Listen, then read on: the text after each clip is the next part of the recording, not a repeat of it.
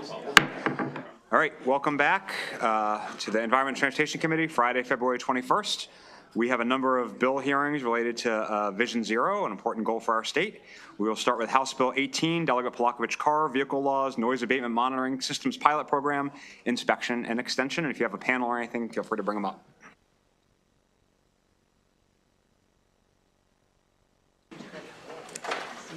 Thank you, Mr. Chair. Good afternoon, colleagues. And I promise this bill hearing is going to be way simpler and shorter than the bill that I had before you earlier this week.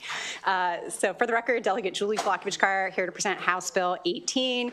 This is a bill that is just about Montgomery and Prince George's counties, and it simply is extending a pilot program that we authorized these two counties to embark upon last session to install up to 3 noise cameras in their jurisdictions to detect vehicles that are violating our state's noise laws, for instance, with illegally modified mufflers. I'll just share with the committee that both jurisdictions are moving ahead with implementing their pilots. Both counties have adopted local ordinances. Prince George's County has finished their procurement process. Montgomery County is in the midst of that procurement process, but there's a few more steps before the cameras are actually deployed.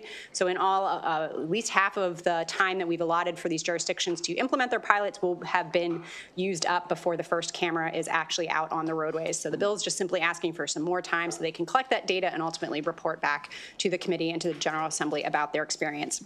There are no other changes to the pilot programs under the bill. Now that said, there was an omission in last year's bill, and ultimately as the bill sponsor, I'll take responsibility for this, but we forgot to exempt these citations from the Maryland Public Information Act. So we exempt other types of automated tickets from potential public inspection. There is a clarification of that under the bill. So with that, I'll just note that this bill did have the unanimous support of both the Montgomery County and Prince George's County House delegations, and that the Senate cross-file has already passed the Senate. And with that, I ask for a favorable report. Thank you. Any questions for the bill sponsor? Okay, thank you. Have a good weekend. We will call up John Becker, Safe Roads, Maryland.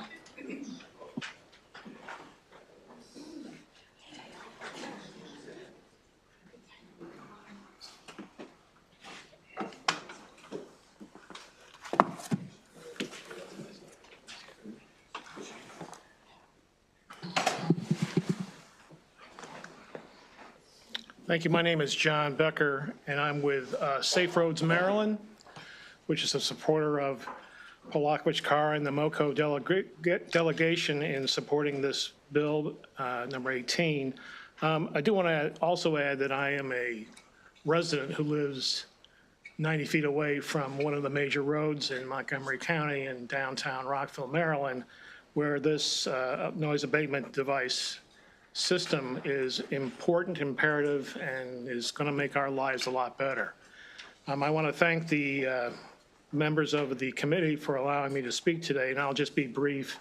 The key thing on this is anything that allows this setup, this system, to perform and provide you with the information for the state representatives and also law enforcement is more than we plead for this. We thank Delegate Carr and the members of the delegation for doing this, and we ask that you please provide a favorable report.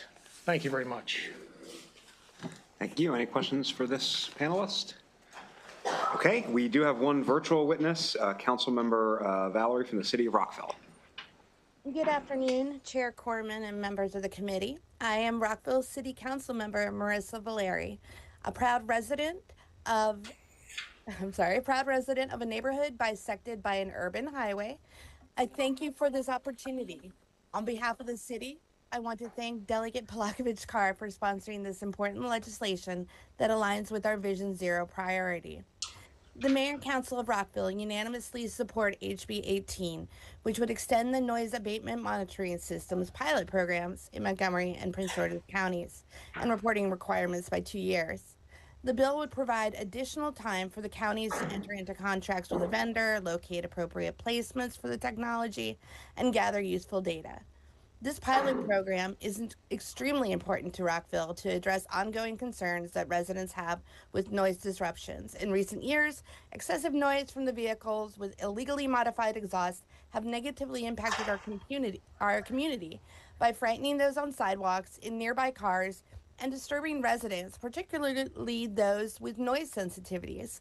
These systems will broadly expand the capability of the police to address this public nuisance, as there aren't enough police patrols in the city and Montgomery County to respond to noise violations through traffic enforcement. The city has advocated to county elected officials and Montgomery County Police Department to be a pilot site, and we've received very positive indications that the city will be included. HB 18 is a critical step forward. The 2-year extension is something that is absolutely terrific. Once again, thank you to Delegate Polakovich-Carr for this important Vision Zero related bill, and we urge you, the committee, to provide HB 18 with a favorable report. Thank you. Thank you, Councilmember. Always got to tell these Rockville folks where the Vice Chair and I grew up, in Rockville. Any questions? Okay, that concludes the bill hearing on House Bill 18. We'll move on to House Bill 988. Delegate Spiegel on behalf of the Montgomery County delegation, Montgomery County Speed Monitoring Systems Inter-County Connector. Afternoon, Mr. Chair, Madam Vice Chair, members of the committee. For the record, Delegate Ryan Spiegel on behalf of the Montgomery County delegation. This is a local bill. It authorizes the Maryland Transportation Authority to place speed cameras on the Montgomery County portion of Maryland Route 200, better known as the Inter-County Connector or the ICC. MDTA supports this bill, and the delegation voted unanimously in support of it as well, so we ask for a favorable report. Thank you. Thank you. Any questions for Delegate Spiegel? Okay, thank you. We do have a number of favorable witnesses in person. Mindy Baden, John Sang, and John Becker. Please come on up.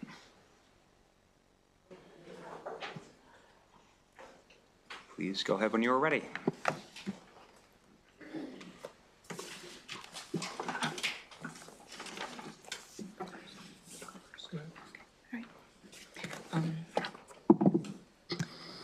I want to thank Chair Corman, Vice Chair Boyce, and the Environmental and Transportation Committee for giving me the opportunity to speak here today.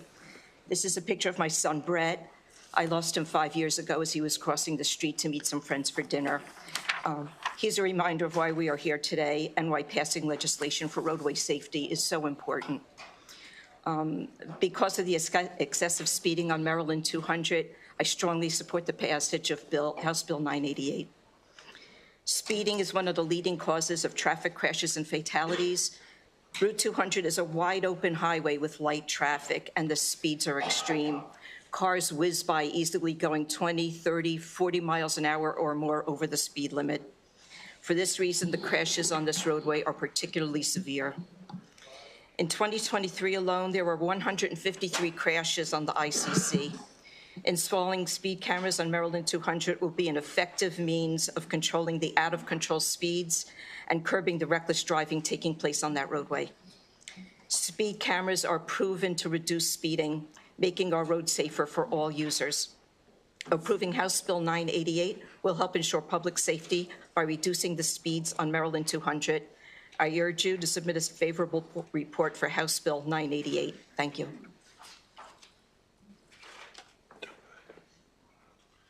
I've been told it's my turn. My name is John Sang. I am founder and chair of Safe Roads Maryland. I want to thank the Maryland Inter-County Connector for giving me a reason to get involved in road safety at all, as Delegate Stewart and other friends on this committee know. And I say that, with a tongue definitely implanted in cheek. It's not just another road, it's a high-speed corridor, as my friend Mindy Baden here described. I'm going to jump ahead and start, not give more statistics that we've all heard. It's terrific news. What Delegate Ryan has shared with us already. The bottom line is that law enforcement agencies already facing staffing shortages can't adequately monitor this roadway alone. Speed cameras provide a proven cost-effective solution. There's no question about it, whether you're looking at national data, Maryland data, or Montgomery County data. Public opposition, there is none. There is no public opposition to this, registered. I've been coming to this hearing for 3 years running. We've met with MDTA. No one has produced a single document of evidence that anybody in the public is opposed to this bill. So, jumping ahead, if the Maryland Transportation Authority, the MDTA, truly prioritizes safety as they do in their mission, the word safety appears 4 times in their website mission statement, then installing speed cameras along the ICC is a logical and necessary step. This legislation aligns with that mission, ensuring safer travel for all Marylanders. We'll be definitely reaching back out to MDTA to ensure that these speed cameras are put up without a great deal of delay. So we respectfully urge the committee to support HB 0988. Also, I'd like to give a shout out in the last 10 seconds here to Senator Ben Kramer, who has faithfully maintained and reappeared to advocate for this road becoming much safer. Thank you. We recommend your favorable report. Thank you, committee members, Chair and Vice Chair. John Becker with Safe Roads Maryland and a resident of Rockville, Maryland, who has used the intercounty connector on numerous times. You've already heard the testimony of the sponsor and the MoCo delegation members, as well as my two friends here. What I'm going to add, basically, the purpose of all this is to make it not only safer, but safer as far as in being able to drive across the intercounty connector without having to fear your life from somebody that's speeding 20 miles an hour around you, behind you, left, right, and whatever. And that's the key thing on this. It is because we have a problem with personnel as far as in law enforcement across the United States, these kind of systems, we're just going to have to use them. And for those people who live along the intercounty connector, who have to witness this when they're driving and also hear it when they're outside in the summertime, maybe not on a day like today, but it is a quality of life issue as far as not only safety as far as obeying the law, but being able to drive down the road without worrying about somebody who's going to miraculously do something stupid that's going to cause you harm.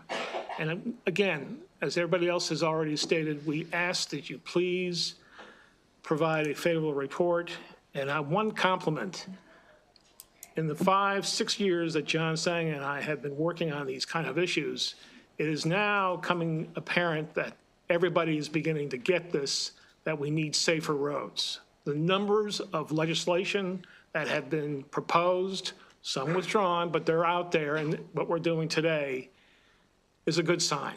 It's the end of the beginning, and hopefully the end will be within the next 5 years. Thank you very much. Thank you. Any questions for this panel? Delegate Lehman. Thank you. Thank you, Mr. Chairman, and thank you all for being here and for your testimony. I was just curious. I live at the eastern end of the intercounty connector in northern Prince George's County. And do you have any concerns about if there are speed cameras then approved for the Montgomery portion of the road that it could potentially be less likely for you to get those noise cameras along 200 as well? I know I've heard for years that people really find the noise objectionable along 210. Can you have two sets of cameras along the same stretch of road? I don't think we've ever contemplated that before, Mr. Chair. Delegate Lehman, I'm less familiar with the noise camera issue. We've not advocated for that. The bleeding edge of the noise problem on the intercounty connector are the hyper-speeding crotch rockets with illegal pipes. We already have laws that make that illegal, that type of behavior illegal, the speed, the equipment, all that. They're simply not enforced. So this is where we continue to revisit MDTA and continue to encourage the police to get creative in enforcing the current law is what needs to happen. Okay. I don't know if I answered your question. That issue has come up a number of times. I know Delegate Stewart has talked about it, about hearing complaints about how loud that roadway is. So I just got to thinking, how would two different kind of cameras work together on the same stretch of road? Thank you. Great. Sorry, do you have something to respond to that question? Just a brief comment. Our goal here as far as safe roads is for the noise monitoring camera system. It can be applied across the board. I know we have legislation that we're going to test it in Montgomery County and in Prince George's County, whether and when it comes to a state road like that versus some of the other state roads that are in a urban area like where I live. I think the floor is open once the system's in place and prove its worth. And that's, I think, is the proper way to look at this. Thank you. Okay, thank you. That concludes Bill hearing House Bill 988. We're going to jump down to House Bill 348, Delegate Stewart, Motor Vehicle Speed Monitoring System Safety Corridors. And if you have a panel, please bring them up.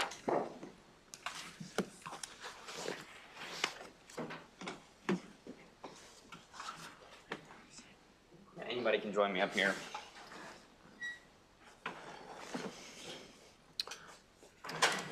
Mr. Chairman, Madam Vice Chair, members of the committee, this is House Bill 348. I'm Delegate Stewart.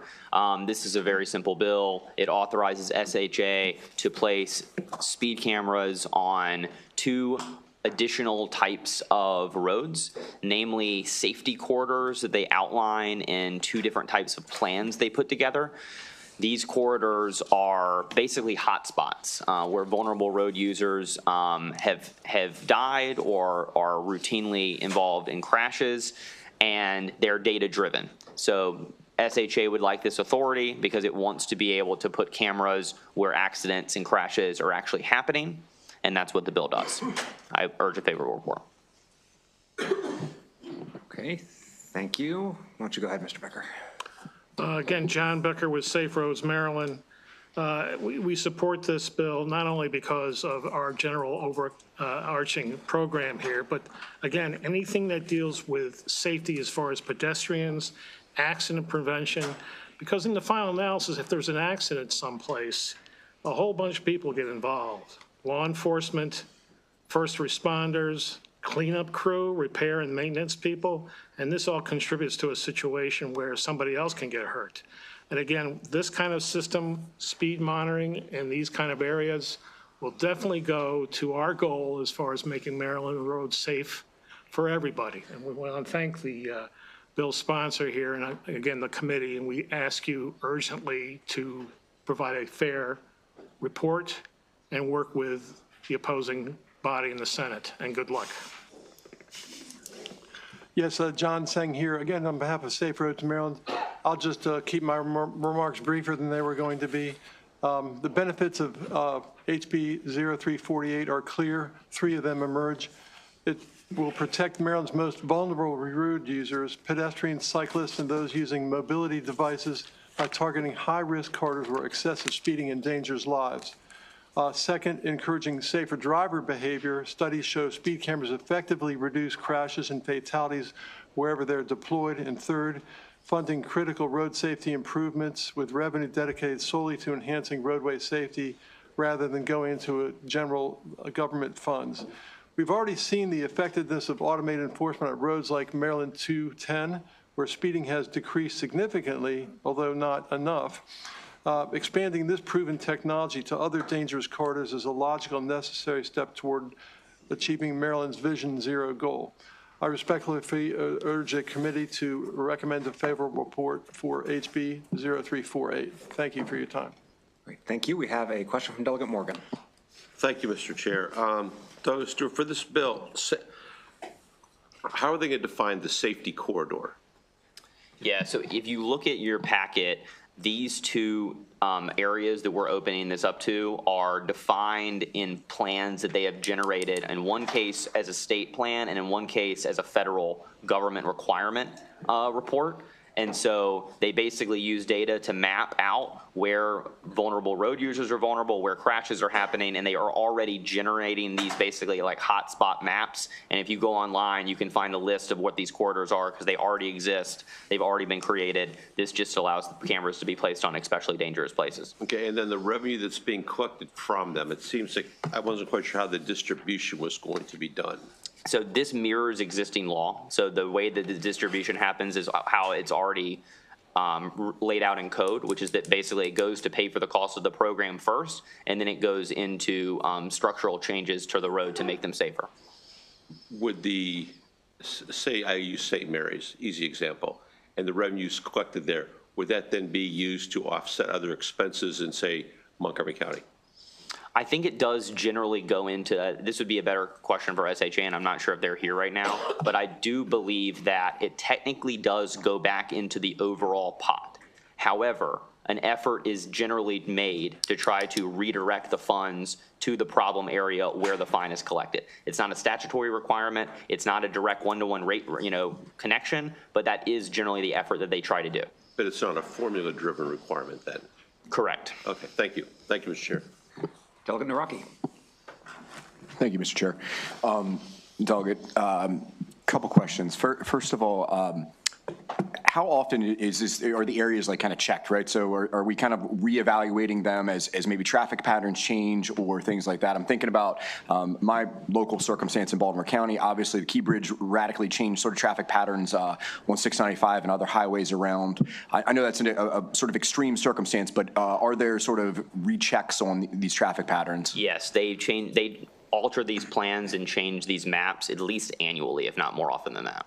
Okay, and if the device is successful, and by successful I mean actually changing driving behaviors in that corridor there, does the device stay or do we move it? Unfortunately, in kind of my lots of research about how we do things in Baltimore County, often when the device is successful, it has changed the traffic pattern, but it also means it's not producing revenue. And then we often move those devices because they're not generating enough revenue. Would the device stay to actually continue to change the traffic pattern there, or does it get moved when it's not producing revenue? The bill is not prescriptive. SHA already, based on where they can already put these cameras, they make determinations about how long the camera stays up based on crash data. And so they want to keep it up if it has not worked to improve driver behavior, and if it has worked to improve driver behavior and there are fewer and fewer and fewer tickets, either because drivers have slowed down there and or they've made structural improvements to the road to slow drivers down, they generally do try to remove the cameras. Okay, thank you. Delegate, can you just remind me, if I'm going 11 miles per hour over the speed limit and I drive by one of these things, what happens? Nothing happens. No photo is taken. You continue on your way. And I pay nothing? You pay nothing. I'm going 11 miles per hour over the speed limit? Correct. You have to go 12 to trigger the camera. Got it. Okay. Thank you for reminding me of that. I do not see any other questions, so I'll call up additional witnesses. I don't know if Administrator Pines from State Highway is here, Timothy Kearns from the Department of Transportation, Christian McNeil from the Department of Transportation, and Priscilla Kahn for AARP Maryland. I apologize for being out of breath. I just ran to the committee room, so I apologize. On behalf of Will Pines, Administrator of the State Highway Administration, my name is April King, Acting Director of Government Affairs. Whew, I'm so sorry, y'all. I'm a little out of shape. Okay, again, I apologize. He was held up, was unable to make it. Very last minute, as you can tell. April, stop for 1 second. Take a few deep breaths. Okay, we're going to be here a little bit, so it's fine. Okay? I'm so sorry. No worries. My first experience testifying. All right. We're ready when you are, but take your time. Thank you. Good afternoon, Chair Corman, Vice Chair Boyce, members of the committee. I am April King, Acting Director of Government Affairs for State Highway Administration. I'm here today in support of House Bill 348, and I want to thank the bill sponsor for his leadership. House Bill 348 authorizes the use of automated speed monitoring systems on defined state routes of the highest risk to vulnerable road users. For reference, vulnerable users are defined as non-motorists like pedestrians, bicyclists, and so on. These highway users are considered vulnerable because they are more likely to be seriously injured or killed in traffic crashes. Statewide in 2023, 621 people on Maryland's roadways tragically lost their lives. 180 of those were pedestrians and bicyclists. Preliminarily, numbers for 2024 tell a similar tragic story. 573 people died on our roadways. 175 of them, that's 30%, were pedestrians and bicyclists. It's unacceptable. These are not just stats, they are individuals, they are loved ones. We must do more to achieve Maryland's Vision Zero law, and we must shift our fast and furious roadways away from a need for speed mindset to the one that uses all available options to get everyone home safely every day. And we know how to do this. It requires that we use the 4 E's of safety: engineering, enforcement, education, and emergency medical services. Enforcement options are available to deter these behaviors. Again, House Bill 348 will provide the state with an enforcement option to save lives on the most dangerous routes to vulnerable users. The Federal Highway Administration reports that the fixed unit of speed safety cameras can reduce crashes to urban principal arterials up to 54% for all crashes. Automated speed enforcement in vulnerable road user corridors will reduce speeding. You have heard repeatedly all the federal statistics in this committee that demonstrate that reducing speeds reduces the risk of death or serious injury.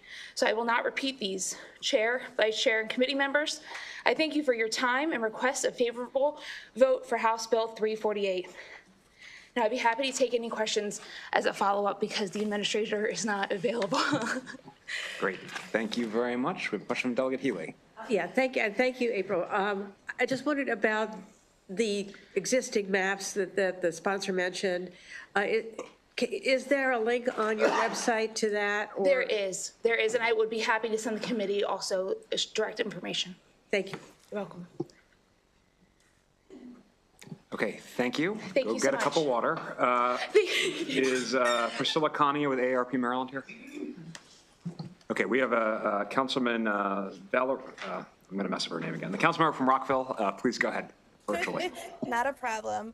Again, a council member, Marissa Valeri. On behalf of the mayor and council, I want to sincerely thank Delegate Stewart for sponsoring this important legislation. The mayor and council unanimously support this. HB 348 aligns with Rockville's Vision Zero action plan, which seeks to eliminate all traffic fatalities and severe injuries.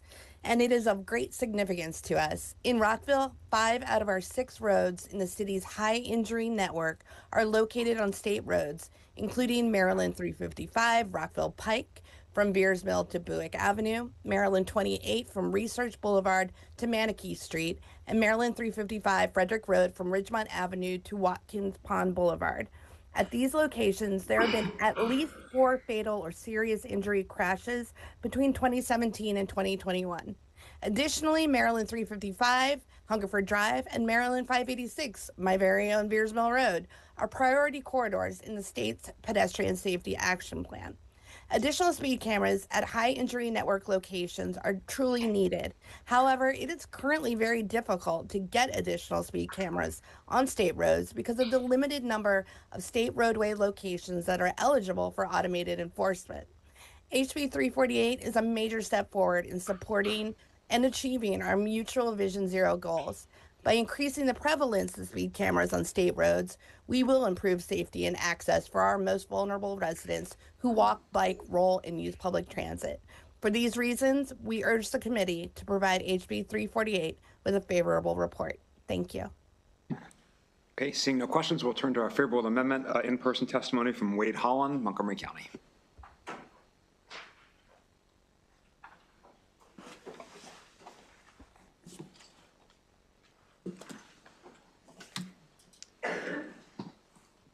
Good afternoon, Chair Corman and members of the Environment and Transportation Committee. My name is Wade Holland. I'm the Vision Zero Coordinator for the Montgomery County government. I want to thank Delegate Stewart for sponsoring this important bill to expand automated speed enforcement to known dangerous state corridors and recommend amending the bill to continue having local governments run the automated enforcement program. As part of our shared Vision Zero goal, both the county government and state governments have identified high-risk crash corridors that are in need of safety interventions. Many of these corridors are currently ineligible for automated speed enforcement due to state law that do not allow automated speed enforcement in commercial areas within anywhere in the state or on roadways with a posted speed limit above 35 miles per hour. HB 348 would allow automated speed enforcement on these priority corridors without a major expansion into other parts of the state road network. The bill as introduced requires State Highway Administration to administer this expansion.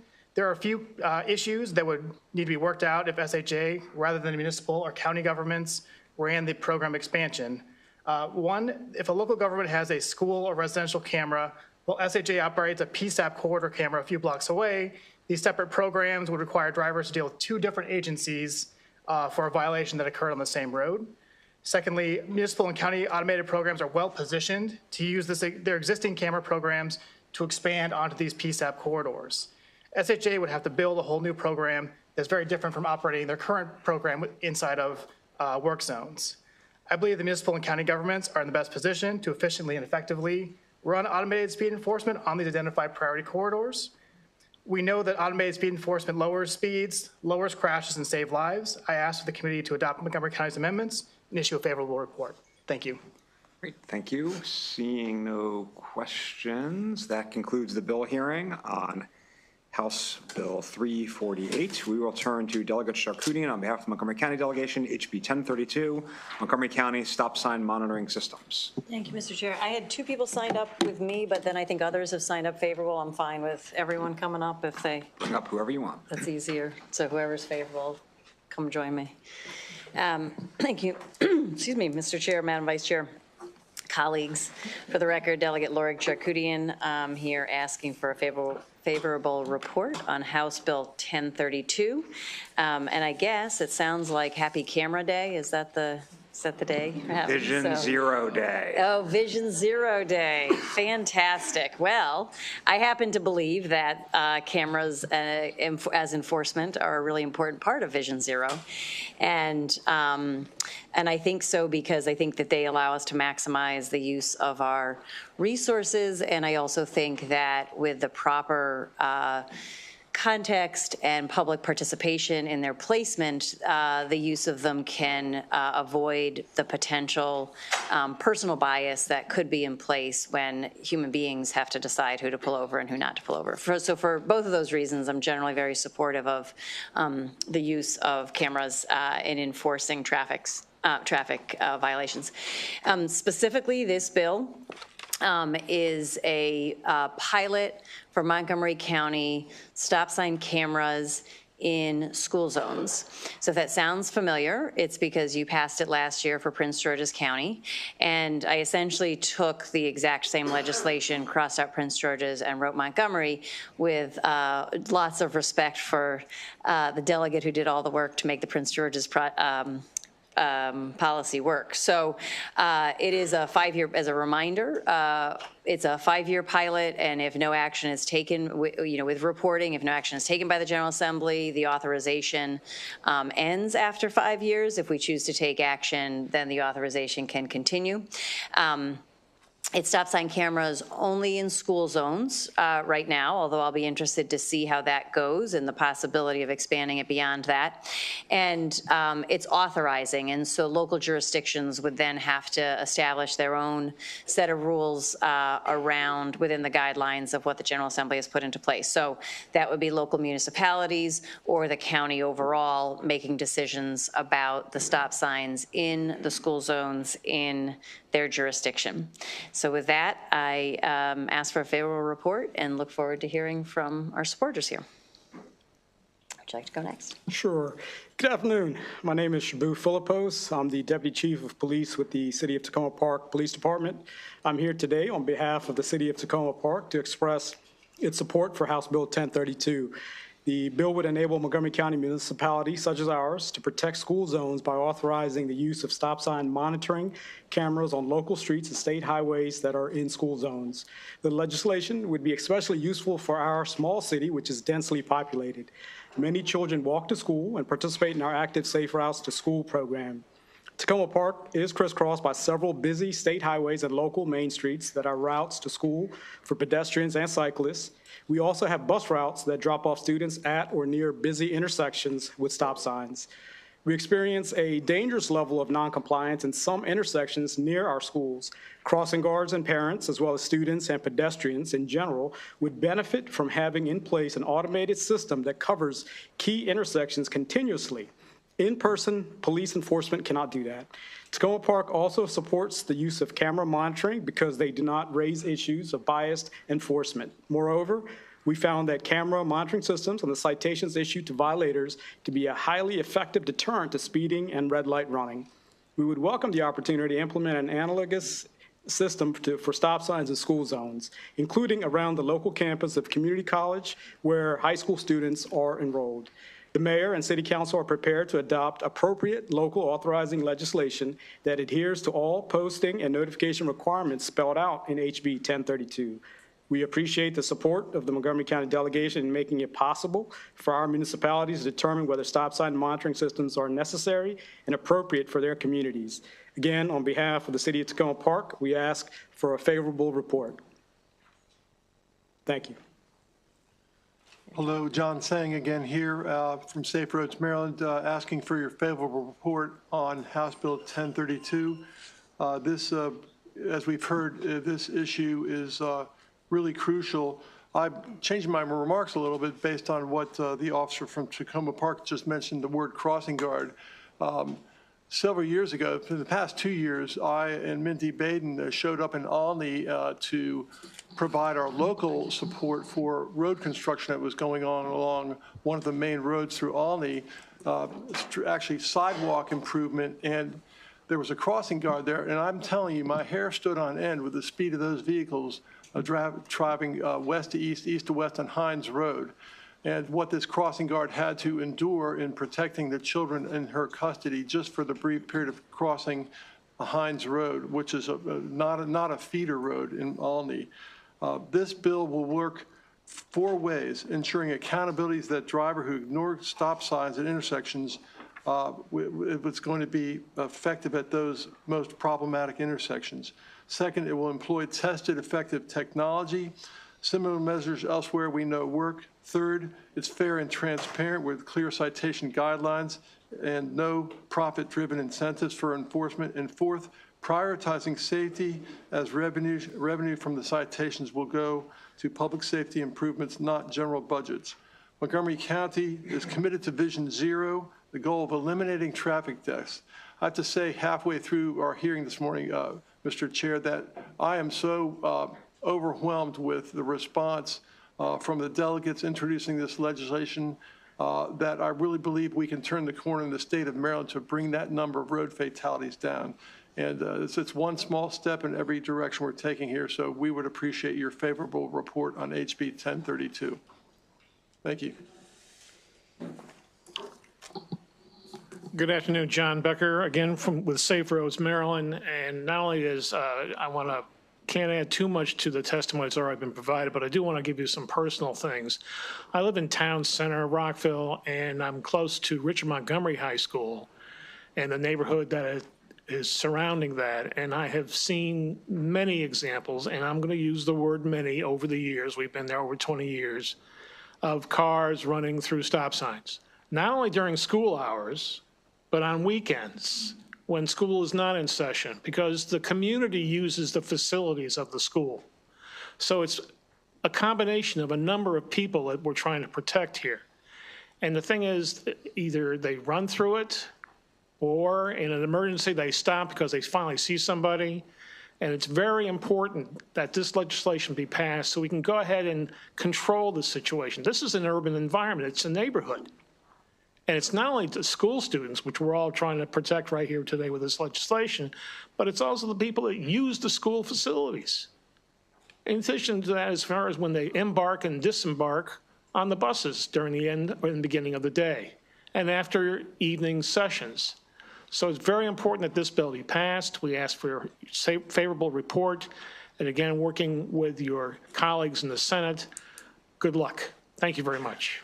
Great. Thank you, Mr. Becker. On behalf of the Vice Chair and me, go Rockets.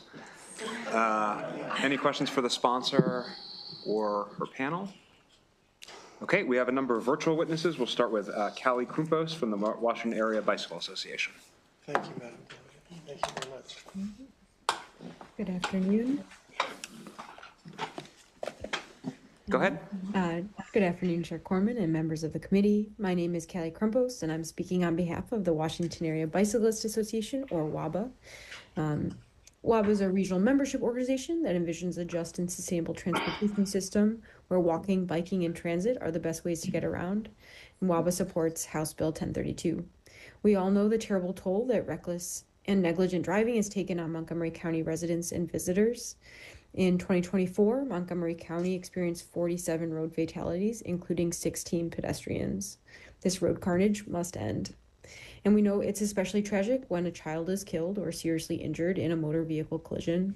As the delegate already referenced, just over a year ago, on November 20th, 2023, 5-year-old Sky Sosa and 10-year-old Shalom Imba were hit and killed by the driver of a motor vehicle near their elementary school in Riverdale Park in Prince George's County. This incident spurred the enactment of state legislation enabling the placement of stop sign monitoring cameras near schools in Prince George's County. House Bill 1032 is enabling legislation that will grant similar authority to locate stop sign enforcement cameras near Montgomery County schools. Additionally, as already noted, we agree that automated enforcement is far more equitable and inexpensive and scalable than in-person police enforcement, with no potential for dangerous escalation of traffic stops or discrimination against Black and brown drivers. We urge a favorable report on House Bill 1032 to promote safer streets, Vision Zero, and equitable enforcement. Thank you for the opportunity to testify. Great, thank you. We'll turn to Councilmember Valeri, City of Rockville.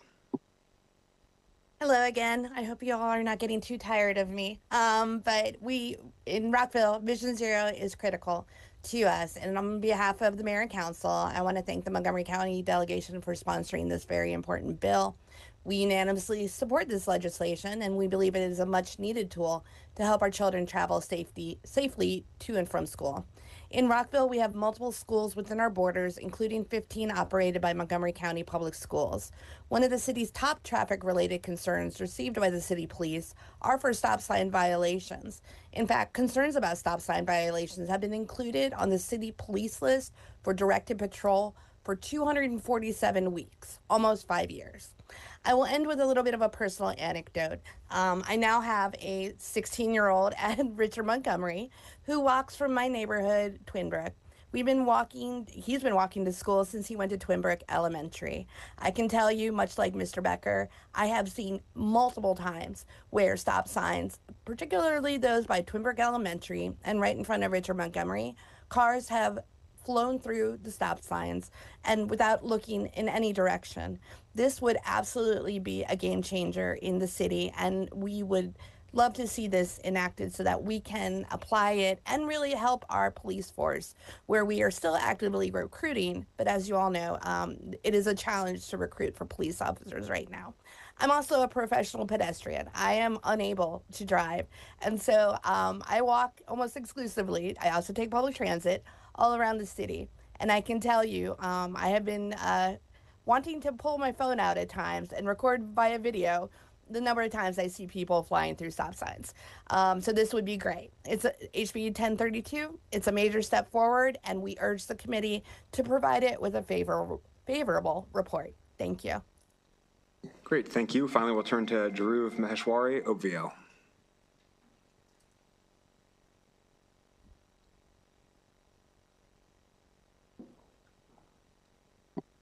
Can you all hear me okay? You can, please go ahead. Awesome, thanks all. And thanks to the chair and the delegation. My name is Dhruv and I'm representing Oakville. We're a leading provider of stop sign enforcement technology that supports stop sign safety, both in Maryland and specifically Prince George's, and our systems specifically preserve privacy. We had a chance to support Prince George's version of this bill last year, and the systems that have been implemented in Prince George's County have actually led to a 70% reduction in stop sign running. And that's 7 out of 10 dangerous incidents prevented, drivers making safer choices, fewer near misses, and fewer close calls. One thing that makes the technology very different is that we've actually really committed to transparency and community collaboration. Our systems don't just issue citations, we actually continuously run traffic studies and share all of the data with the community. And so once a program is live, ongoing monitoring is ensuring that it's focused on driver behavior, and the goal is not punishment, but behavior change and safer streets for everybody. One thing to highlight is we've done some research into Montgomery's crash data, and what's fascinating is in 2023 alone, close to 3,544 out of the 10,000 crashes, 33% actually did occur at four-way intersections. And that's thousands of crashes where drivers should have been coming to a complete stop. Choosing not to move forward with the technology or knowing that we have a solution in some ways is an active decision to ignore a solution that's right in front of us, one that can help families, school zones, and neighborhoods. And so we would love to support this legislation. We kindly urge the committee to support the legislation as well. Thank you so much. Great, thank you. I see no questions. That concludes the bill hearing on House Bill 1032. We will go to House Bill 349, Delegate Valderrama on behalf of the Prince George's County delegation.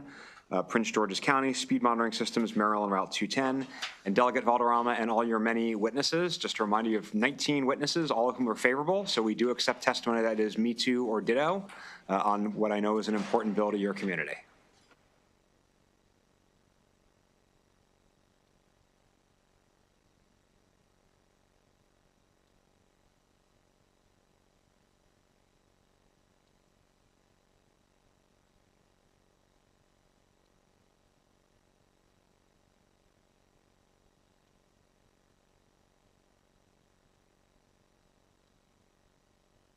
How are you? Thank you, Chair Corman, Vice Chair Boyce, and esteemed members of the Environment and Transportation Committee. For the record, Chris Valderrama here to present HB 349, Prince George's County Speed Camera Monitoring System, Maryland Route 210. I am here on behalf of the Prince George's delegation, which unanimously passed this legislation at both the subcommittee level and the delegation level. I know that this committee is familiar with this issue, so over the past 7 years I've been coming before your committee. Our delegation has brought several proposals to you regarding safety on this road.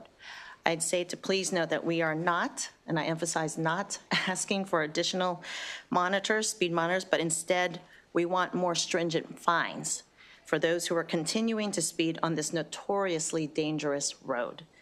This committee considered this same bill last year without the significant modifications that we have made since then. And last year, we introduced, I would say, a more complex bill, which included additional fines for a group that we called the super speeders, who repeatedly violated the speed limit without seeming impunity. So we realized that this portion of the legislation was novel and perhaps too difficult to institute, so we dropped that portion of the bill, which added additional fines for recidivists. This committee was also concerned about the accuracy of our speeding data due to the limitations of the speed cameras that our county was using and how the county instituted the program in general. So since last year, Prince George's County has purchased state-of-the-art technology for use on Route 10, which began usage in spring of last year. We will have a later witness on a different panel to address this technology for you.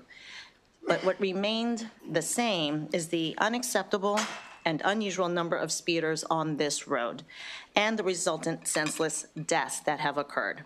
So I know that this committee is taking a closer look at all civil penalties for speed monitoring violations.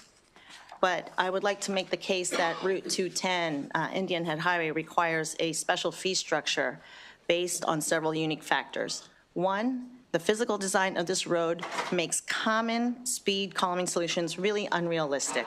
For those of you who may or may not know, the DOD during World War II built Route 210 to transport munitions produced in southern Maryland to greater Washington area. It was never, ever meant to be the major commuter that it has become today.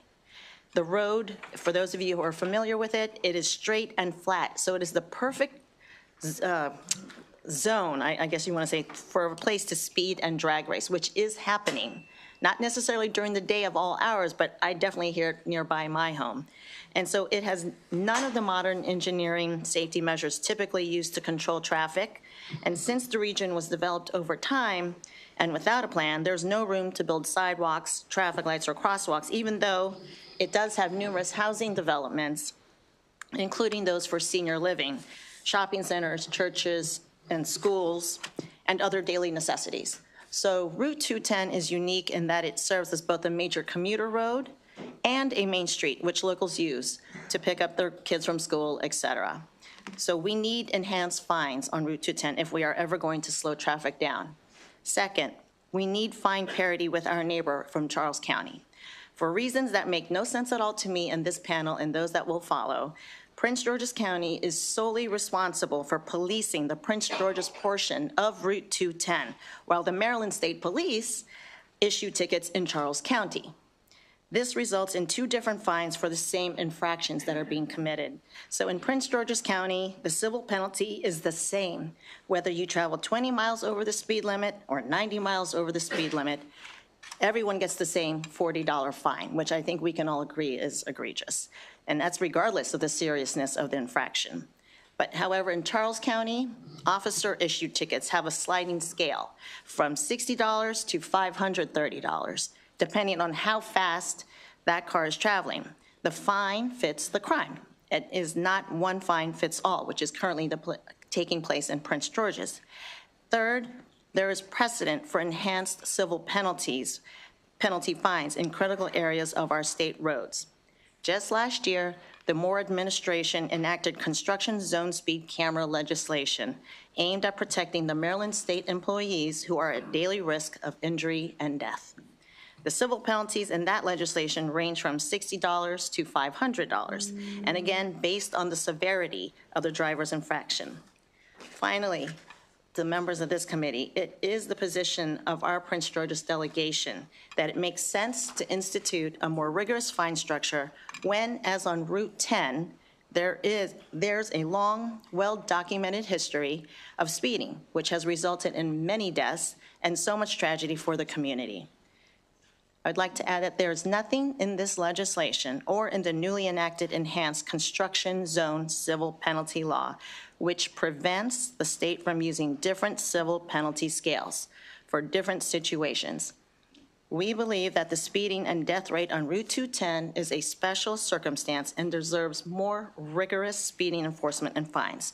So on behalf of the entire Prince George's delegation, I respectfully and humbly request a favorable report of HB 349.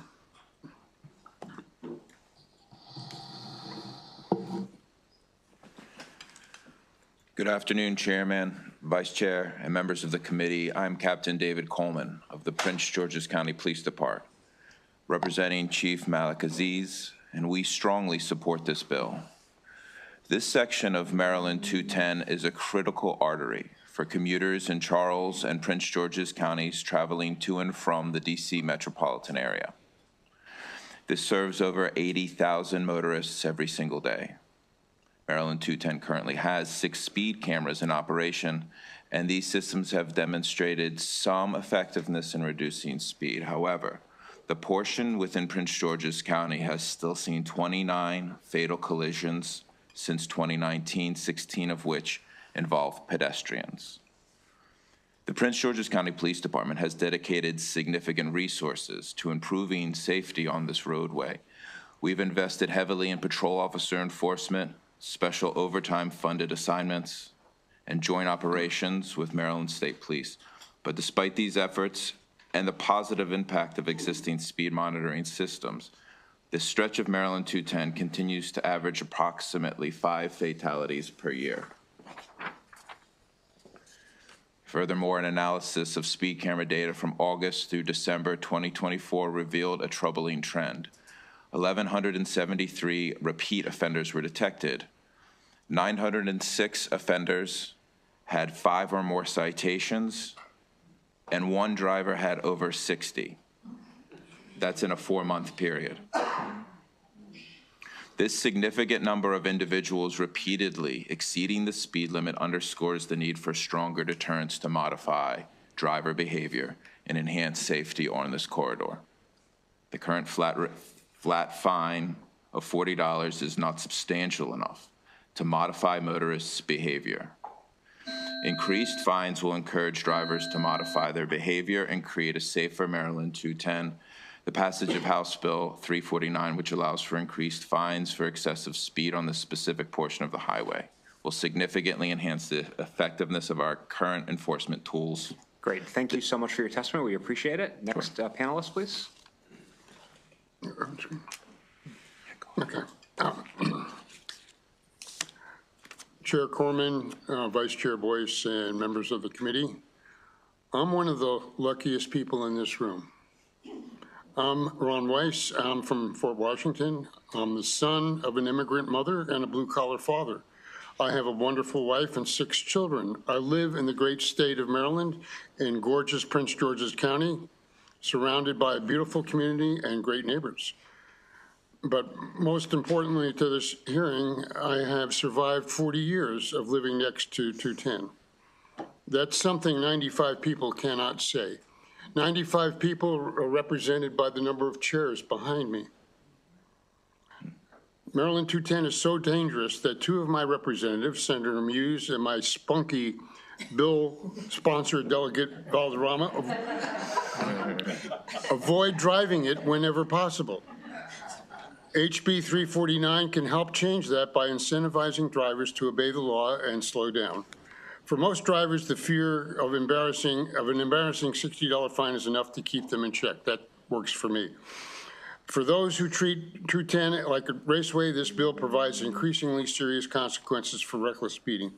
If you don't support automated enforcement, I ask you to consider the alternatives. Should we ask our police officers to stand 24/7 on the shoulders of 210 with radar guns, catching only a handful of speeders while diverting resources from violent crime? Or should we spend hundreds of millions of dollars to reconstruct the highway? Or do we use the accurate speed cameras we already in place, combined with targeted fines of HB 349, to make 210 safer for everyone? I thank the committee for your previous support of 210 safety efforts, and today I respectfully ask for your favorable report on HB 349 before my luck runs out. Happy Vision Zero Day.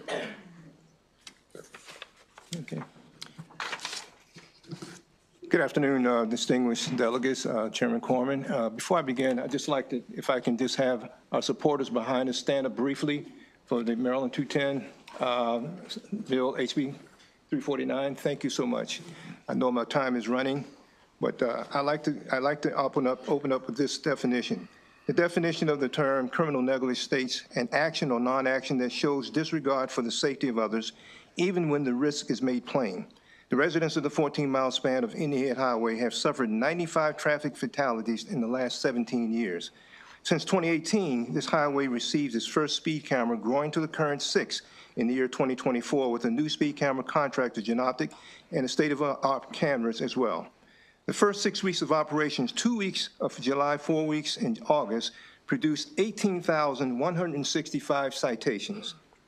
The first 7 months of operations, inclusive of January 2025, produced 53,879 citations. Each of these 6 cameras for each of the 7 months since July 2024 recorded high speeds of 100 miles per hour for each of the 6 cameras for each of the months, with the exception of one where the speed was 97 miles per hour. In 7 months, 7,579 offenders have 2 to 4 citations. 1,339 offenders with 5 to 9 citations, and 230 offenders with 10 to 14 citations. In the 7 months, and since these cameras have been in operation, 32,792 offenders were recorded going 12 to 15 miles over the 55-mile-per-hour speed limit. We experienced for the first time capturing an individual speeding on our 55-mile-per-hour highway going 190 miles per hour. This is our 3rd year seeking to pass the same principal model of this same bill structure, where our community has lost 17 individuals in the last 3 years. We've been told discussions in the General Assembly are data-driven. To not pass HB 341 would not just make this rule mute, it would be criminally negligent. I believe this distinguished body is better than that, but it can only be proven by your vote. Thank you.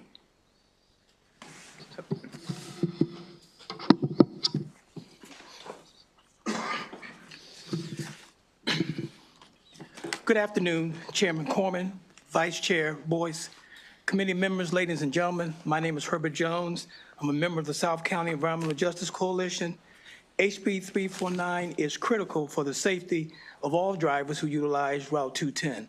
The immediate passage of HB 349 is not only in the public interest, but can be a game changer for the economic growth of South County. As lawmakers, you all are in a unique position to create a positive change that will save lives, create a livable, vibrant, and safe driving community. We have a new vendor, latest technology, that will allow us to better, more efficiently monitor our roads. The adoption of HB 349 is wholeheartedly supported by our organization. The time is now. This is it.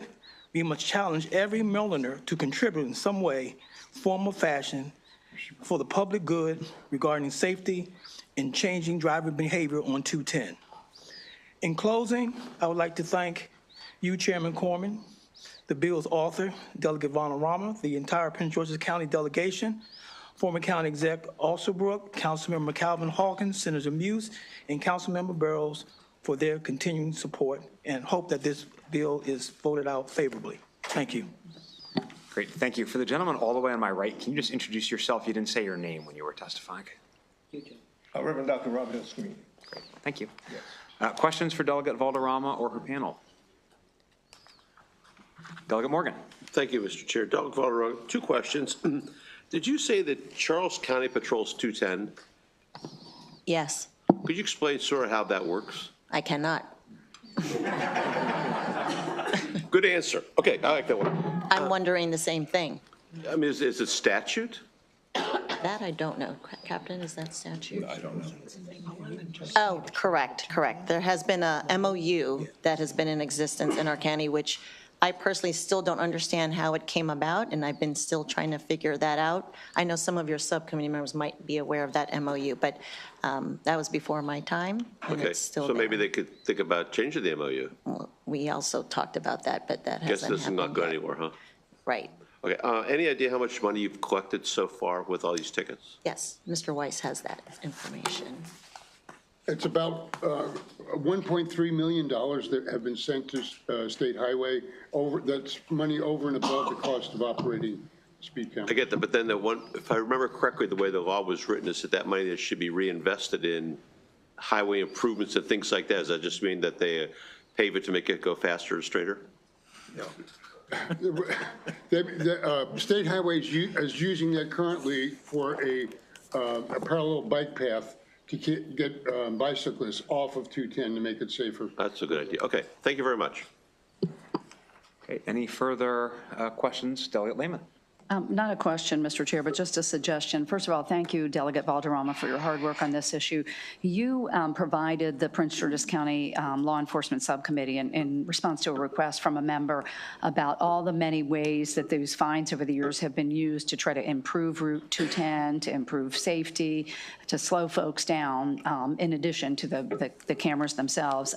It would probably be useful if you could share that information with the committee as well. Sure. Thank you. Okay, any additional suggestions? Okay, thank you. There's a number of other witnesses. Judy Allen Leventhal for the RACS Greater Ocracoke Civic Association, John Sang, Maryland Coalition for Roadway Safety, Dolores Holmes, and Joyce Perkinson.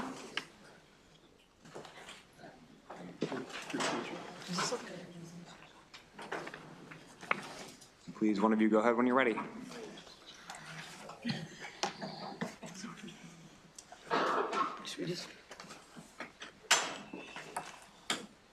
One of you can go ahead, that's sitting there. Go ahead. Since you read my name first, Perfect. I'm Judy Allen Leventhal, and thank you for this opportunity. And some of what I'm going to say is redundant, but I'm just going to read it so that I don't miss anything. I am a resident of District 26, have been for years, past president of the Greater Ocracoke Civic Association, and currently on the board of that organization.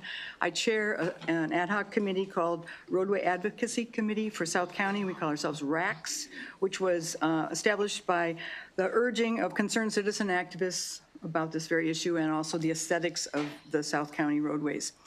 I'm here to enthusiastically endorse HB 349. It would implement a tiered fine structure for speed camera violations on Maryland 210. As you all know, a dangerous stretch. This is a redundant numbers, 95 dead and so forth. The state legislation initiated in 2009 enforces that flat fee that's been mentioned, and it's for all speed camera violations regardless of how high the speed. This modest fine may defer minor infractions, but it does not address the more serious and reckless driving where speeds reach 100 miles per hour or more, as was mentioned, 190 miles per hour. I just can't even imagine not that much speed. Clearly, the flat fine does little to deter extreme speeders who present the greatest safety threat to other motorists and pedestrians. The tiered fine structure would ensure that penalties are more appropriate to the severity of the violation. HB 349 would more effectively deter reckless driving and reduce the risk of fatalities. Also, HB 349 proposes the same tiered fines as is going forward with the Maryland Road Worker Protection Act sponsored by Lieutenant Governor Miller in the unoccupied workforce work zone. Maryland 210 speed cameras have already reduced speeding and prevented accidents, as illustrated by the citation statistics for the new cameras over 5 months of operations. Citations have been reduced by 72%, down from nearly 17,000 in August and to 4,700 in December of 2024. Great, So thank my you time so is much. out. Thank you so much for your this testimony. We opportunity. appreciate it. Appreciate it. Please, and move the mic a little closer to you so we can hear you. Thank you. Good afternoon. My name is Joyce Perkinson. My husband and I have lived west of Maryland Route 210 in Fort Washington since 1968. Over the years, we have watched this rural highway become a more suburban interchange for commuters heading north to DC, Northern Virginia, and the Beltway Traffic Exchange. We have traveled this highway to work and play, taught our children to drive using it, but now avoid driving on it regardless because of the fear of the death trap. We have witnessed a horrendous culture change in the way drivers disrespect the life-threatening dangers and consequences of speeding and reckless driving, resulting in many deaths, injuries, property damage on Maryland Route 210. The passage of HB 349 will at least get drivers' attention for more calculated safe driving and ensure the security of our families. As a retired teacher of 44 years, I know penalties can change behavior. As our elected officials, we look to you to make decisions in the best interests of our Maryland families. Passage of HB 349 is by far one of these decisions. Thank you. Good afternoon. I'm Dolores Holmes, and I'm speaking for myself in support of HB 349. I've been a resident of Fort Washington since 1982, and I've seen the increases in accidents caused by excessive speeding on Route 210. You've heard the testimony from my neighbors. What I want you to understand is that Route 210 is not just a highway. Every day, it connects me with an important part of my life, my family, my children, my grandson, my daughter-in-law, my neighbors. They are unique and irreplaceable. 95 members of my community have been murdered on 210 because of irresponsible drivers. These extreme speeders believe that for the sake of arriving fast and first, my family and yours are worthless and expendable. As a mother of 6, I know that $40 buys little or nothing at the grocery store, but for driving over 100 miles an hour on 210, the fine is only $40. Data has proven that this is not effective. Our community has been traumatized due to the loss of lives, including children. When I leave here this afternoon, I must travel on 210, and there's no guarantee that I'll arrive home this evening after this hearing. I need your action. I urge you to support HB 349, and I thank you for your time. Yes, Chair Corman and Vice Chair Boyce, John Singh here again. I decided to weigh in on this testimony because I don't see the Route 210 issue as a local Prince George's County or even Charles County issue. Reverend Dr. Screen and Ron Weiss are on our board of directors, and I'm only too proud to augment their messaging that, you know, for this 14-mile stretch in Prince George's County, it's not just, again, a local problem. It's the belly of the beast in the state of Maryland with everything that's wrong and why for too many years now, the death toll keeps going up in Maryland until last year, happily. It's one of the deadliest roads in the nation.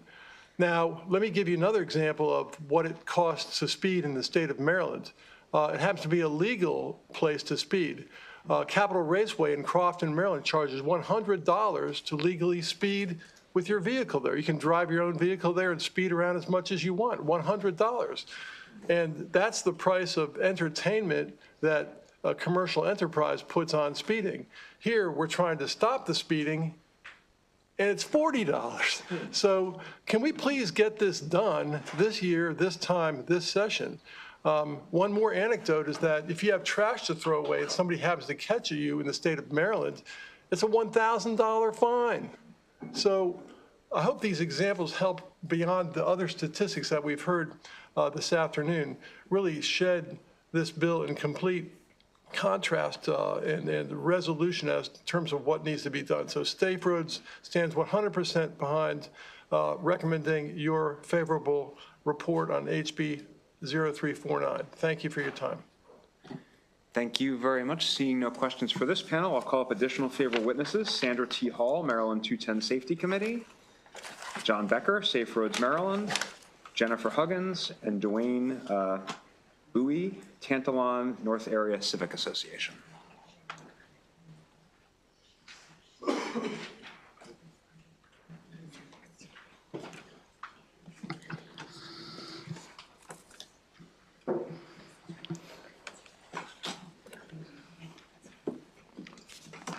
Why don't you go ahead all the way on the right here and get us started? Good afternoon, members of the committee. Thank you so much for listening to our testimony. My name is Sandra T. Hall, and I'm a member of the Maryland 210 Traffic Safety Committee. I support HB 349. In 2019, my husband and I were traveling on 210, heading to DC to visit our daughter, and we were involved in a 4-car collision. And the car that hit us, he took off, others stayed on the scene. My husband was the only one transported to the emergency room with severe back problems, and to this day, he is still suffering from those problems. The $40 fine that we are assessing on this assessment is totally egregious. As a greatly concerned citizen and member of the Traffic Safety Committee, this legislation goal is a critical goal or step toward improving the safety and quality of life for those who live, visit, and work on Maryland 210. The state has to enforce or should enforce a higher fine for speeding, no matter how fast you're going. I celebrated my 68th birthday on February the 8th, thank God. And going to DC to celebrate that with my brother, going up Branch Avenue, everybody was slowing down. Everybody knew that if you go into DC, you're going to be ticketed, not $40, not $50, $100 or more. So why is it that we have such a problem doing that here in Maryland, especially on Maryland 210? A $40 fine does not do anything to discourage the behavior of those traveling on that road. So I'm asking you today to pass this bill.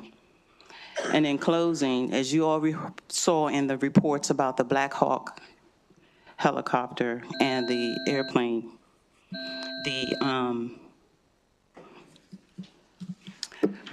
thank you.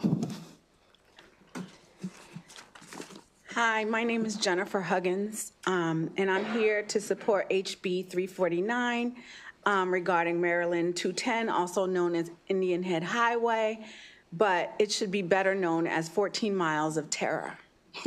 First, let me give you some background. I'm not from Maryland. I grew up in New York City.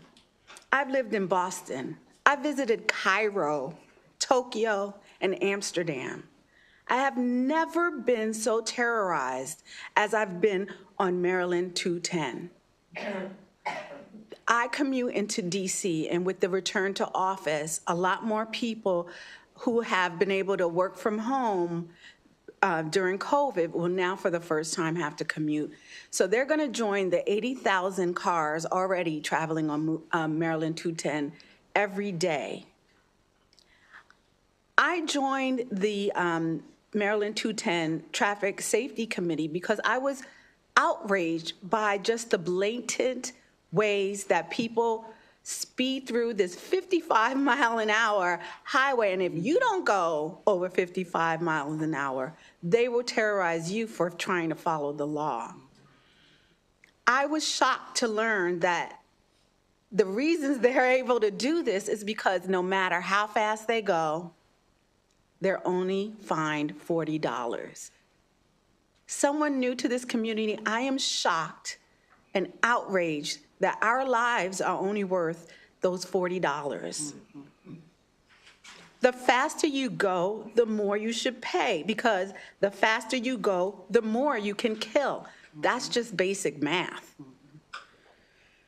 These tiered fines will save lives It's safer for us. It's safer for our police force who can't chase speeders, especially at night. I really ask you, this has been the third year we've tried to get this passed. Please pass this bill. Thank you. Good afternoon. My name is Dwayne Bowie, and I represent the Tantalia North Area Civic Association. Good afternoon, honorable members of the Environment Transportation Committee, Chair and Vice Chair. On October 9th, 2022, my family had the unfortunate experience to witness an accident at the intersection of Palmer Road and Indian Head Highway on a clear Sunday morning. A white hybrid vehicle was speeding through the intersection of a red light and struck two vehicles making turns onto Indian Head Highway. Everyone lived, but my car would have been the third car entering that intersection. I paused at the accelerator because my wife screamed out, "Wait, stop." If my wife did not scream in terror, this could have been a tragic story, including my family. Our family, of course, got out of the car immediately to help all of the victims where we could until the police and the ambulance arrived. But my initial thought was, what could we as a community have done to prevent this accident in the middle of this beautiful day? Our community members face the challenges of reckless drivers on a daily basis. The members of Tantalia North Area Civic Association, located east of Fort Washington Road and Indian Head Highway, make up about 500 homes, have a vested interest in Indian Head Highway and have communicated to our leadership on numerous occasions asking what can be done about the speeding and the careless drivers who traumatize our citizens that need to commute on Indian Head Highway 210. On a daily basis, our community has observed drivers speeding along emergency shoulders, weaving in and out of traffic, and of course, zooming past us in excess of 150 miles an hour. We call drivers like these terrorists in the sense that many of our citizens have opted not to even drive Indian Head Highway, or if at all possible, to minimize their own risk of death or severe accident happening to them. Our citizens' trip may take a little longer, and maybe they'll travel a little safer knowing they do not have to operate with these terrorists. The citizens of Tantalia North request your approval to pass HB 349 to significantly raise the speeding fines along intersections of Indian Head Highway 210. Speeders currently know there are multiple cameras to slow down just to give them a $40 ticket. Thank you.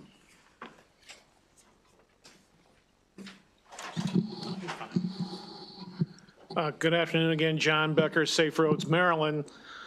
Although, again, I live in Rockville, Maryland at the north side of the Beltway, I have experienced not as much as these folks who live there, but our fellow board members live in this area. And I just want to add one thing. It's the thing about the speeding is, again, the fine structure, the penalty. And I cannot add any more to what these people have already experienced and what they've testified for, but maybe this helps. If you're going to do the crime, be prepared to pay the fine. And I think that's the important thing here for this. Thank you very much, and please pass a favorable report. Great, thank you very much. Seeing no questions for this panel, we have one more panel of in-person favorable witnesses. Deborah Young, Patricia Monroe, South Lawn Citizens Association, Katie Nash on behalf of Genoptech, and Donna Warren. And Ms. Nash, right when you sit down, you can start. I got it, Mr. Chairman. Mr. Chair, Madam Vice Chair, members of the committee, Katie Nash on behalf of Genoptech, testifying in support of HB 349. Thank you to the sponsor for her many years of advocacy and her team on this work. Thank you also to the 210 Safety Committee for their, as you can tell, passionate advocacy on this matter. Just briefly, Mr. Chairman, Genoptech is the new vendor that you've heard referenced today. The delegate asked me to be here as a reference, an ongoing reference. Certainly, we can put you in touch with any of our engineers if there are any specific questions about the technology. Just want to echo that we are accurate and reliable, and we're very excited to be partnering with the county in this work. We've seen some real improvement, but there's so much more to do. Just briefly, Mr. Chairman, I wanted to echo something that I think when Delegate Morgan asked the question about the improvements for State Highway, something I've noticed being a monthly attendee of these 210 Safety Committee meetings, they're looking at every solution they can to make this road safer. Every meeting that we have, State Highway participates, the police participate. They are working so hard to make this road safer. So this is one tool in their toolbox, and we urge a favorable report. Thank you very much. Good afternoon, Mr. Chairman and members of the committee. My name is Deborah Young, and I reside in Fort Washington. about 2 miles off of Maryland 210. I've lived there since 1987, and I am testifying in support of House Bill 349. There have been far too many deaths, accidents with injuries because of dangerous driving behaviors on this highway. Each time I travel on 210, I witness more and more aggressive, dangerous driving, which I find very, very frightening. Vehicles have passed me in the travel lanes and on the shoulders of the highway with such great speed that I think I'm sitting still. Since so many drivers on 210 have no regard for the posted speed limit, this bill is necessary to help make this highway safer and help protect the lives of all who used Maryland 210. The current fine for $40 for vehicles traveling beyond the 67 miles per hour speed limit has been a great start, but I strongly believe that the tiered schedule with healthier fines based on the speed a vehicle is traveling will help change driving behaviors, which will lead to a safer Maryland 210. For the safety of all who use 210, I ask that you please provide a favorable report for House Bill 349. Thank you for the opportunity to present my testimony. Thank you.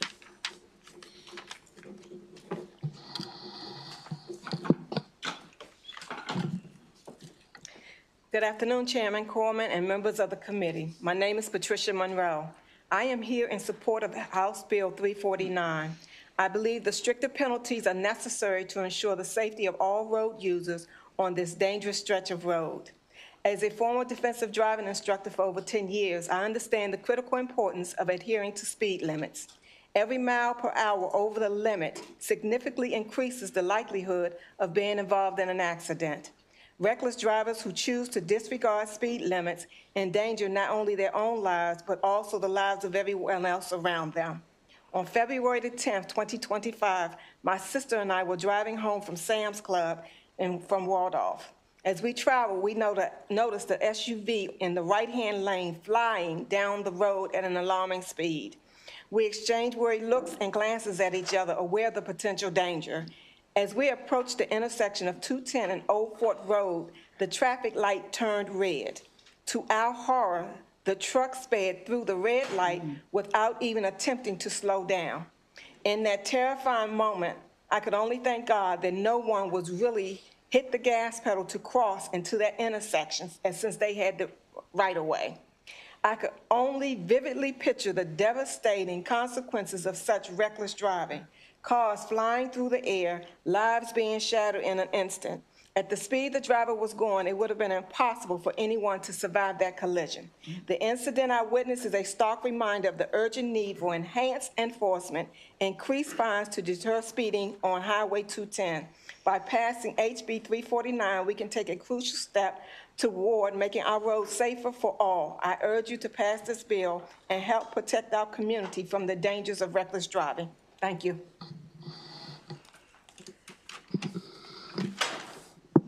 Hi, my name is Donna Warren, and I speak today as a lifelong Maryland resident raised in Charles County, and I currently live in Prince George's County for the past 35 years. I live 1.5 miles from 210. But at this point, I would like all of you to dream and imagine with me that 210 is in your neighborhood. Please imagine that a state road is so dangerous that you recall a death on the road or a horrific accident each time you drive on it. Imagine that you can recall a fatal or horrific accident at each intersection. Imagine your mother drives on it. Imagine your teenagers drive on it. Imagine your friends drive on it. Imagine your colleagues drive on it. And imagine you drive on it every day. Imagine advising your loved ones to avoid driving on Route 210 because so many reckless drivers and accidents have occurred. And worst of all, imagine that you live in a neighborhood that you know where medevac helicopters land. I know they can land at Friendly High School. I know they can land in my neighborhood park. Why? Because there's been accidents that have been so horrific that medevac and state hospital helicopters land to take away victims of accidents on Route 210. My friend lives in Waldorf, and she tells me how dangerously people drive by speeding on the emergency lanes. It's not once a week, it's every week. It's every work day in the morning and afternoon, saying that one day someone's going to kill themselves and somebody else. In closing, I want you to imagine how scary and horrific it is for all of us who experience these reckless drivers. When I shop, I always tell my sales clerk, thank you, and you get home safe today, okay? Because I know on 210 that may not occur. Thank you. Great, thank you all. We will turn to some virtual witnesses. We have Council Chair Jolene Ivey from Prince George's.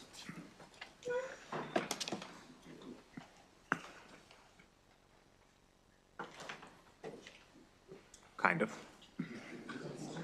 Hello, everyone. Thank you for the opportunity. Chair Ivy sends her regrets. She wishes that she could be here, but she's not feeling very well, and I will share her message. My question is, when is enough finally enough? I commend Senator Muse, Delegate Valderrama, and the entire county delegation for working on this important legislation, House Bill 0349, because lives literally depend on it passing. I want to thank the many advocates, especially those with the Maryland 210 Traffic Safety Committee, who have spent countless hours amplifying and spreading awareness of the dangers of this area. The AAA has designated Maryland Route 210 in Prince George's County as the deadliest road in Maryland. As is all too well known, since 2007, more than 90 lives have been lost on this stretch of road, sadly known as the Highway of Death.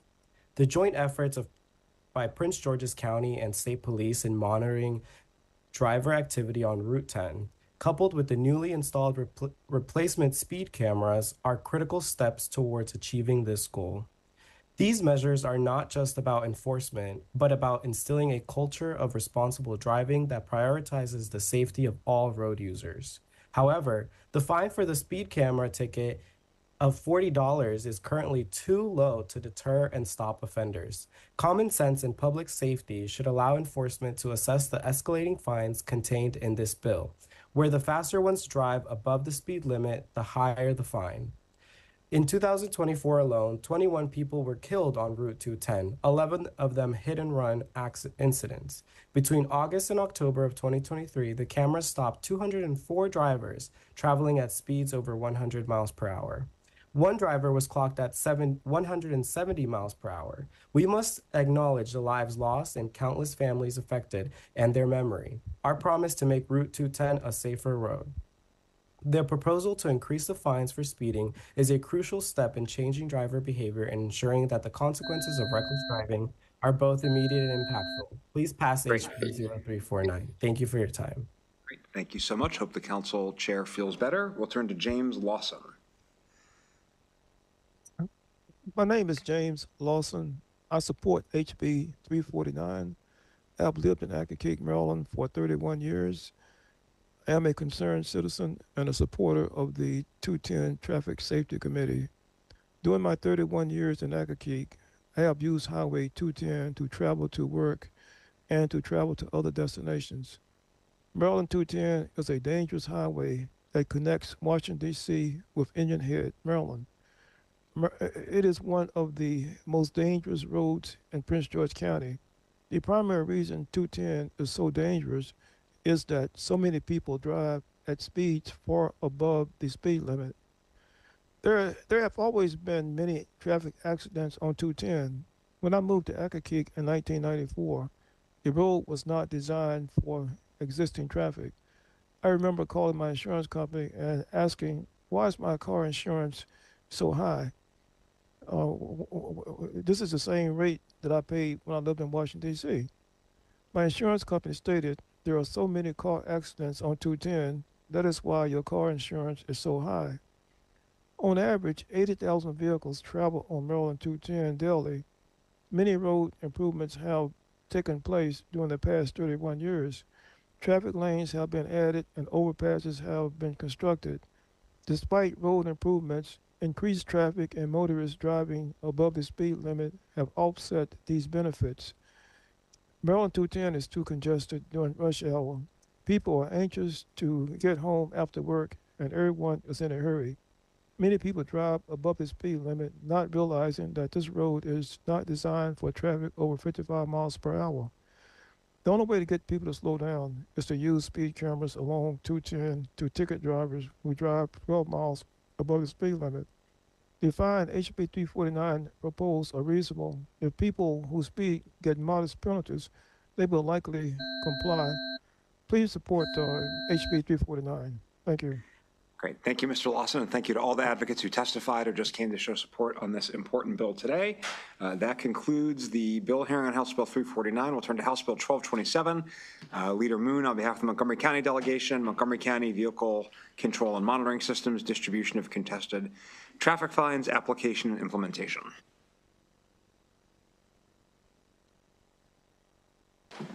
Thank you, Mr. Chair. Colleagues, I apologize to be back to you with legislation on school bus camera fines, but there's a modification requested by Montgomery County to what we did last year. Essentially, if you'll recall, all the drivers in counties that have these school bus cameras get tickets both if they do not stop behind a school bus picking up kids, but also if they're not stopping in the opposite lane. And in some counties where you have 6, 7, or 8 lanes with no median, it's become unclear what to do. So we passed a bill last year that went through this committee that required the county to move all of its bus stops that were placed on these multi-lane roads that did not have medians on them. But they are now suggesting that it's very difficult to comply with this, and they would like to only move those bus stops that had a significant number of these types of tickets. And so that's what this year's bill does. It essentially narrows how many bus stops the county has to move. You also have in your packet some opposition and question testimony from the judiciary and MDOT about another aspect of this bill, but there's an amendment coming to just delete all of that out so that it won't be a question. Great. Any questions for the majority leader? Commentary on his floor performance today? All right. I was wondering whether to refer to it. Thank you, Leader Moon. Have a great weekend. I'll call up John Becker, Safe Roads, Maryland. He's still here? Thank you. Yep, there he is. Mr. Chair, I defer to the next bill. Great. Thank you. That concludes the bill on House Bill 1227. We will move on to House Bill 206 from our colleague Delegate Lewis. Vehicle laws, bus obstruction monitoring systems, and bus stop zones. Mr. Chair, may I call up 2 panelists from WMATA and Baltimore City? Baltimore City? Oh, okay. Thank you, Mr. Chair. Esteemed colleagues, I'm Delegate Robin Lewis. Are we okay? There we go. Mr. Chair, may I call up 2 panelists from WMATA? It's nothing worse than hearing your own voice. Oh, you're good. Go ahead. Okay. Thank you, Mr. Chair, Madam Vice Chair, esteemed colleagues. I'm Delegate Robin Lewis, here on behalf of House Bill 206, Vehicle Laws, Bus Obstruction Monitoring Systems, and Bus Stop Zones. I'm wearing my Good Luck bus stop scarf. It's seen me through many hearings in this esteemed committee. So I'm here again talking about bus lanes, because I'm always going to talk about the quality of transit service and bus service in particular, because it moves the most people who are transit dependent. Bus service is a public good. And this committee has been incredible in its leadership and longstanding commitment over many years to the cause of improving bus service for the people of Maryland. I'm here again to talk about bus lane enforcement or monitoring. We're going to think about this now as bus stop protection. And I ask you to expand your imaginations with me to think about the importance of the bus stop in the quality of bus service.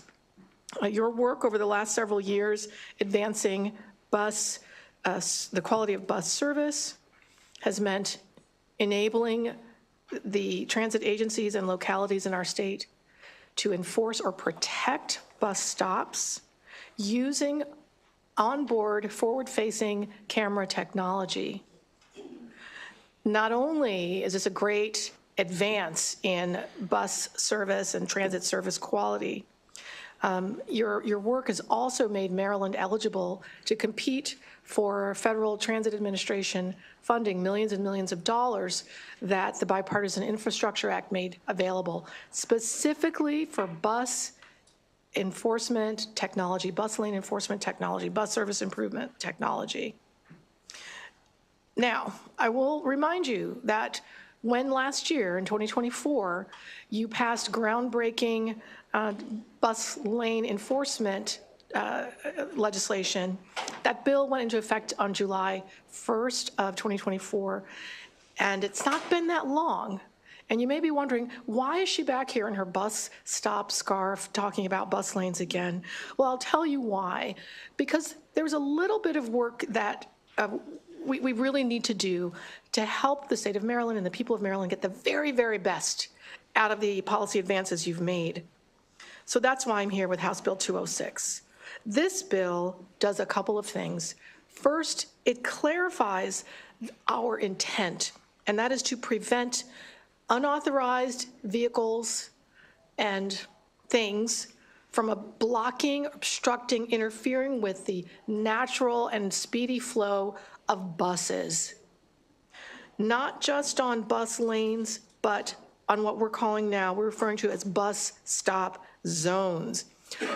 So I'm thinking a lot of you have ridden the bus, whether it's in the Baltimore region or in the DC region. You've probably ridden a bus at some point, and you may have had an experience where you noticed that as you were pulling, the bus was pulling up or pulling off, some other vehicle got in the way, either blocked the bus stop so that, let's say, a senior or a parent with a little kid pushing a stroller or someone with a physical disability was trying to get on or off and was impeded in doing so.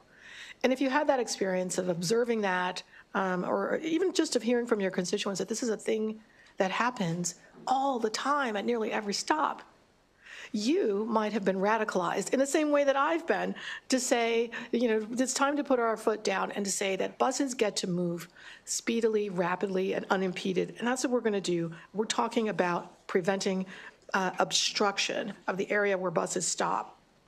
This bill also clarifies that no vehicle can stop in a bus stop zone or, bus stop area unless it's specifically authorized. And this committee, in its wisdom, outlined very clearly what some of those authorized, rationales were. If a vehicle is in the lane because it's turning right, or some other very specific conditions are met.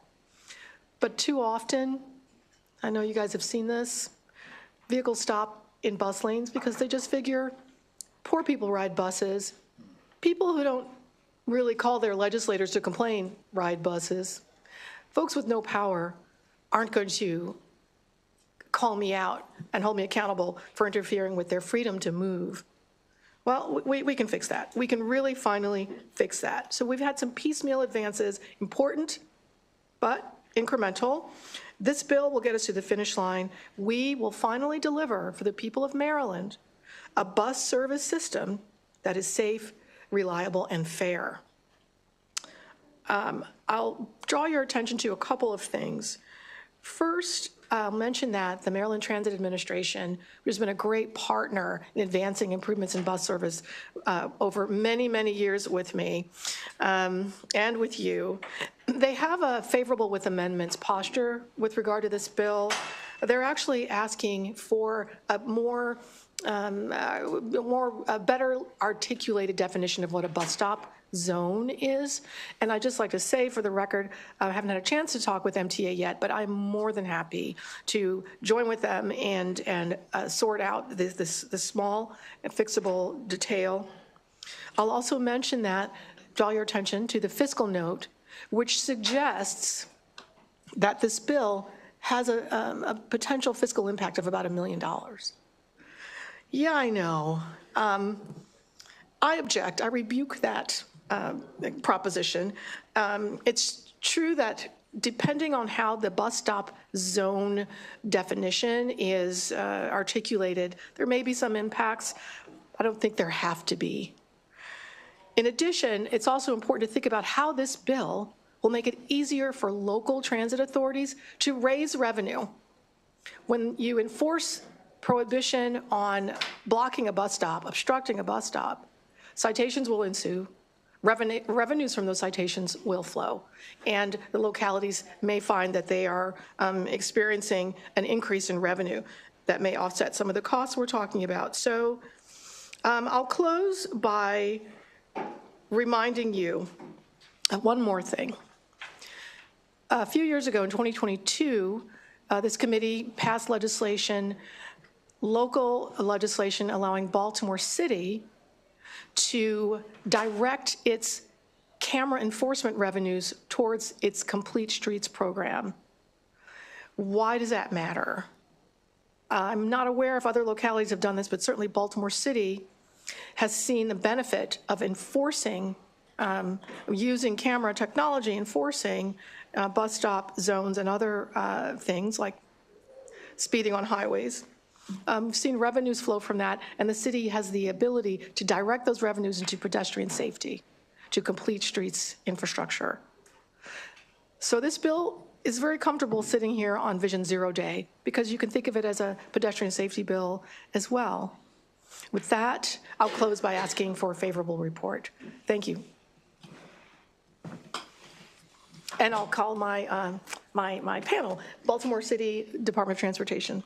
Thank you, Delegate, Chair Corman, Vice Chair Boyce, and members of the committee. Thank you for the opportunity to testify in support of House Bill 206.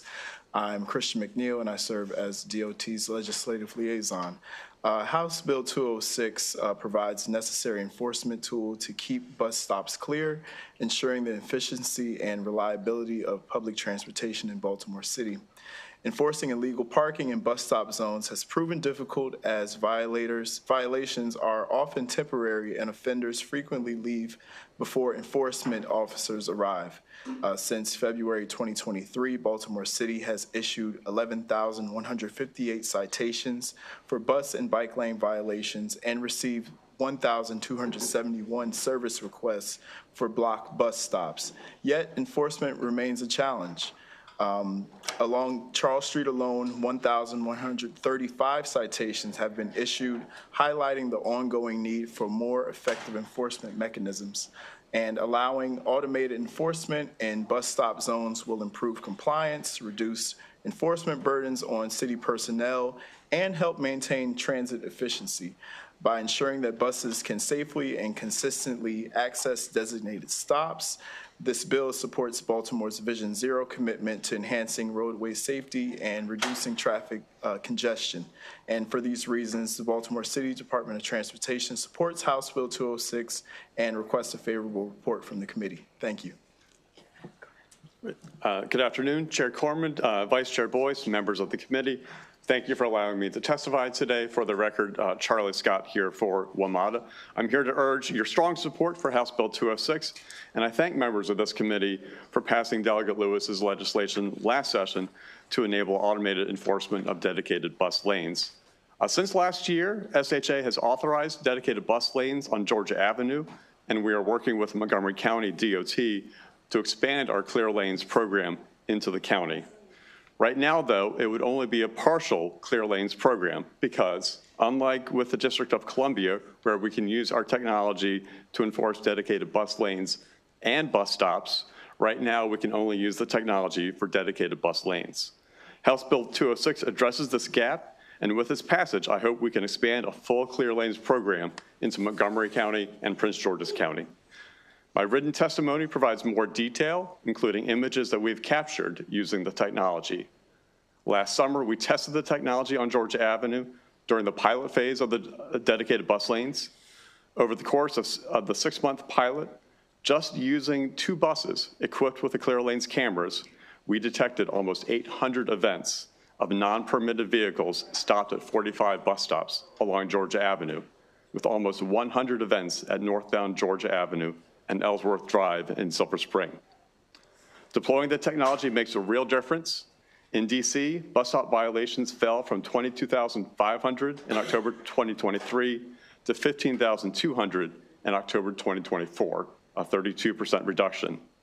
At Metro, we are focused on improving the customer experience of all of our riders. Metro bus riders account for over 40% of our daily ridership and on average are more transit dependent than our rail riders. To provide these customers with the full advantage of the technology available on our buses, I urge a favorable report. Thank you. All right, thank you. A question from Delegate Ruth. Thank you, Mr. Chair. Can you expand on what's happening, like what other localities or states might be doing? Are these programs in other places only including bus lanes, or are they including bus stops also? That's a great question. I'm not an expert, but I can tell you this. Localities like New York City, Philadelphia, Chicago, cities in Europe, I'm quite sure, are using automated camera technology to enforce bus lanes, to protect bus lanes, and to protect the ability of everybody to move. So these programs are working great. They're making a material difference. I remember last year hearing that in New York City, implementation of onboard forward-facing camera technology, camera enforcement technology, improved the reliability of bus service by 30% within the first few months. There's some statistic like that. That's powerful. That's meaningful. That makes a real difference in the average trip of the average person trying to get to work, school, or to recreate. Thank you. I understand that. I was asking specifically about the bus stops because this. Let me invite WMATA to talk a little about that because they've got a lot of experience. Right. Certainly in the District of Columbia, we implemented this program, and it covers both dedicated bus lanes and bus stops in the district. The vendor that we have used, I know, has experience in other localities. I believe in New York City also covers both bus lanes and bus stops. Thank you. Mr. Scott, I don't know how many WMATA dedicated lanes there are in Northern Virginia, but Virginia itself has other dedicated bus lanes. Do they use anything like this in Virginia? Well, we do not have this in Northern Virginia. Okay. Any additional questions?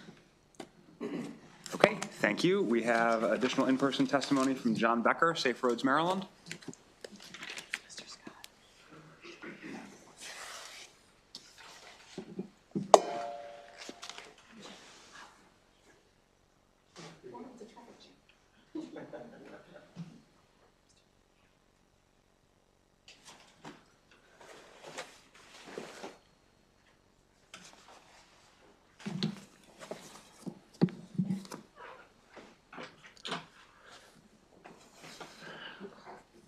Thank you, Chairman, members of the committee. Safe Roads, Maryland, I'm John Becker. We support Bill 206, looking for a favorable report from the committee. Just briefly on a couple of things. As far as the safety aspect, if you embark or disembark from a bus and the location where the bus stops is blocked, that means you got to navigate around either the blockage, which could be a car, a delivery truck, whatever. That creates a situation which is open and ripe for injury. It does happen. I've seen it happen in Rockville, Maryland. Secondly, the bus itself has to merge around the blockage or the obstruction and come back in or stop beyond or in front of the bus stop. Again, a potential safety issue, not only now with the bus and its occupants, but other drivers in that situation. So henceforth, this is the reason why it's just a no-brainer to go ahead and pass this legislation. We fully support it as far as our organization and urge the committee to do so also. Thank you very much for your time. Thank you very much. Seeing no questions, we'll turn to our virtual favorable witnesses. Ronza Othman, National Federation of the Blind.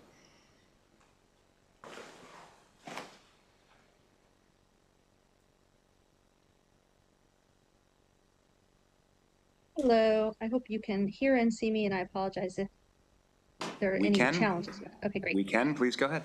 Thank you. Mr. Chair, Madam Vice Chair, my name is Ronza Othman, and I serve as president of the National Federation of the Blind of Maryland, which is the state's oldest and largest organization of blind, low vision, and deaf-blind individuals. I am a public transportation user, and I use buses to get to work, doctors' offices, worship services, shopping, and throughout my community. This, in a nutshell, is a safety bill. As a blind person, I need the bus to pull up to a bus stop so that I can hear it when it arrives. When the bus stop is blocked, which happens all the time, the bus does not pull up to the stop itself where I am waiting. I wait at the stop because it's a tactily distinct feature that tells me that I am in the right place where the bus is supposed to come. When the stop is blocked, the bus pulls up somewhere else, and I can't find the bus or hear the auditory announcement that tells me where the bus is, which bus it is, where it's going. So I try to run to catch the bus somewhere else, navigating sidewalk obstructions, or worse, having to walk in the street in moving traffic to get to it. I've missed the bus, nearly been hit by traffic, tripped over tree roots and other obstructions on the sidewalk, trying to get to a bus that isn't where I am, which is the right place where it should be because some vehicle or individual was blocking the stop. This week alone, I missed my appointment with my oncologist because the bus pulled up somewhere I couldn't get to, and it left me before I could get to it since the bus stop was obstructed. People using wheelchairs and other mobility aids have similar issues because of bus stops being situated in a way where the ramp can come out to that stop, and then kneeling of the bus makes it feasible for them to onboard and offboard safely. This is essentially a safety bill for those with disabilities, and it's necessary and urgently needed, and people with disabilities should not have to wait to move about our communities safely and independently. Therefore, I urge a favorable report on HB 206, and I'm happy to answer any questions you may have. Great, thank you very much. We'll turn to Robert Carlson.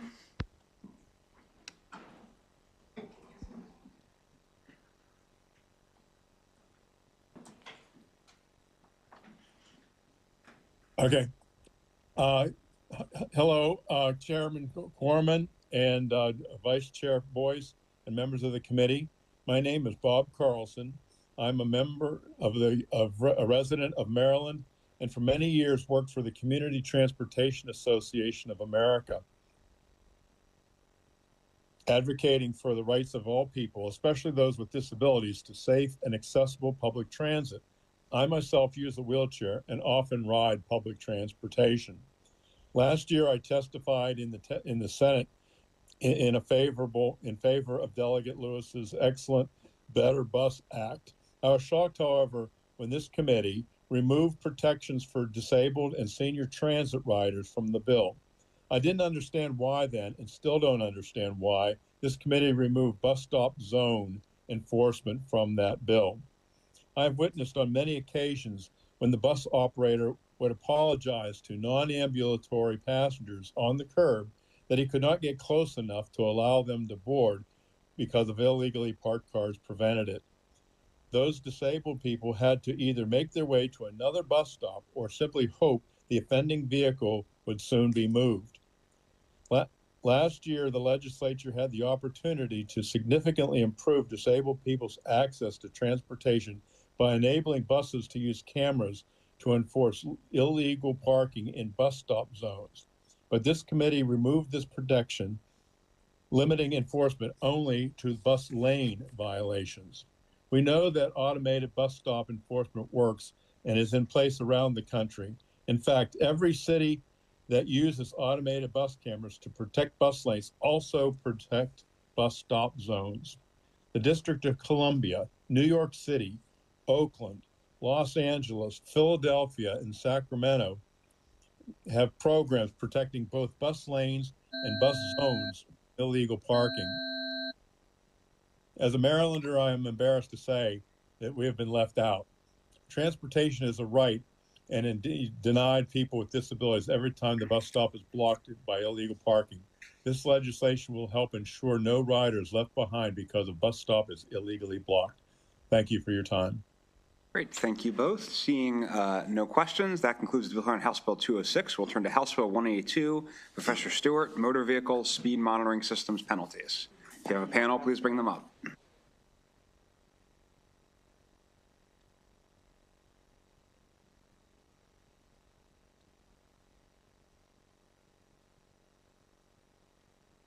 I've been conditioned not to press the button. Okay.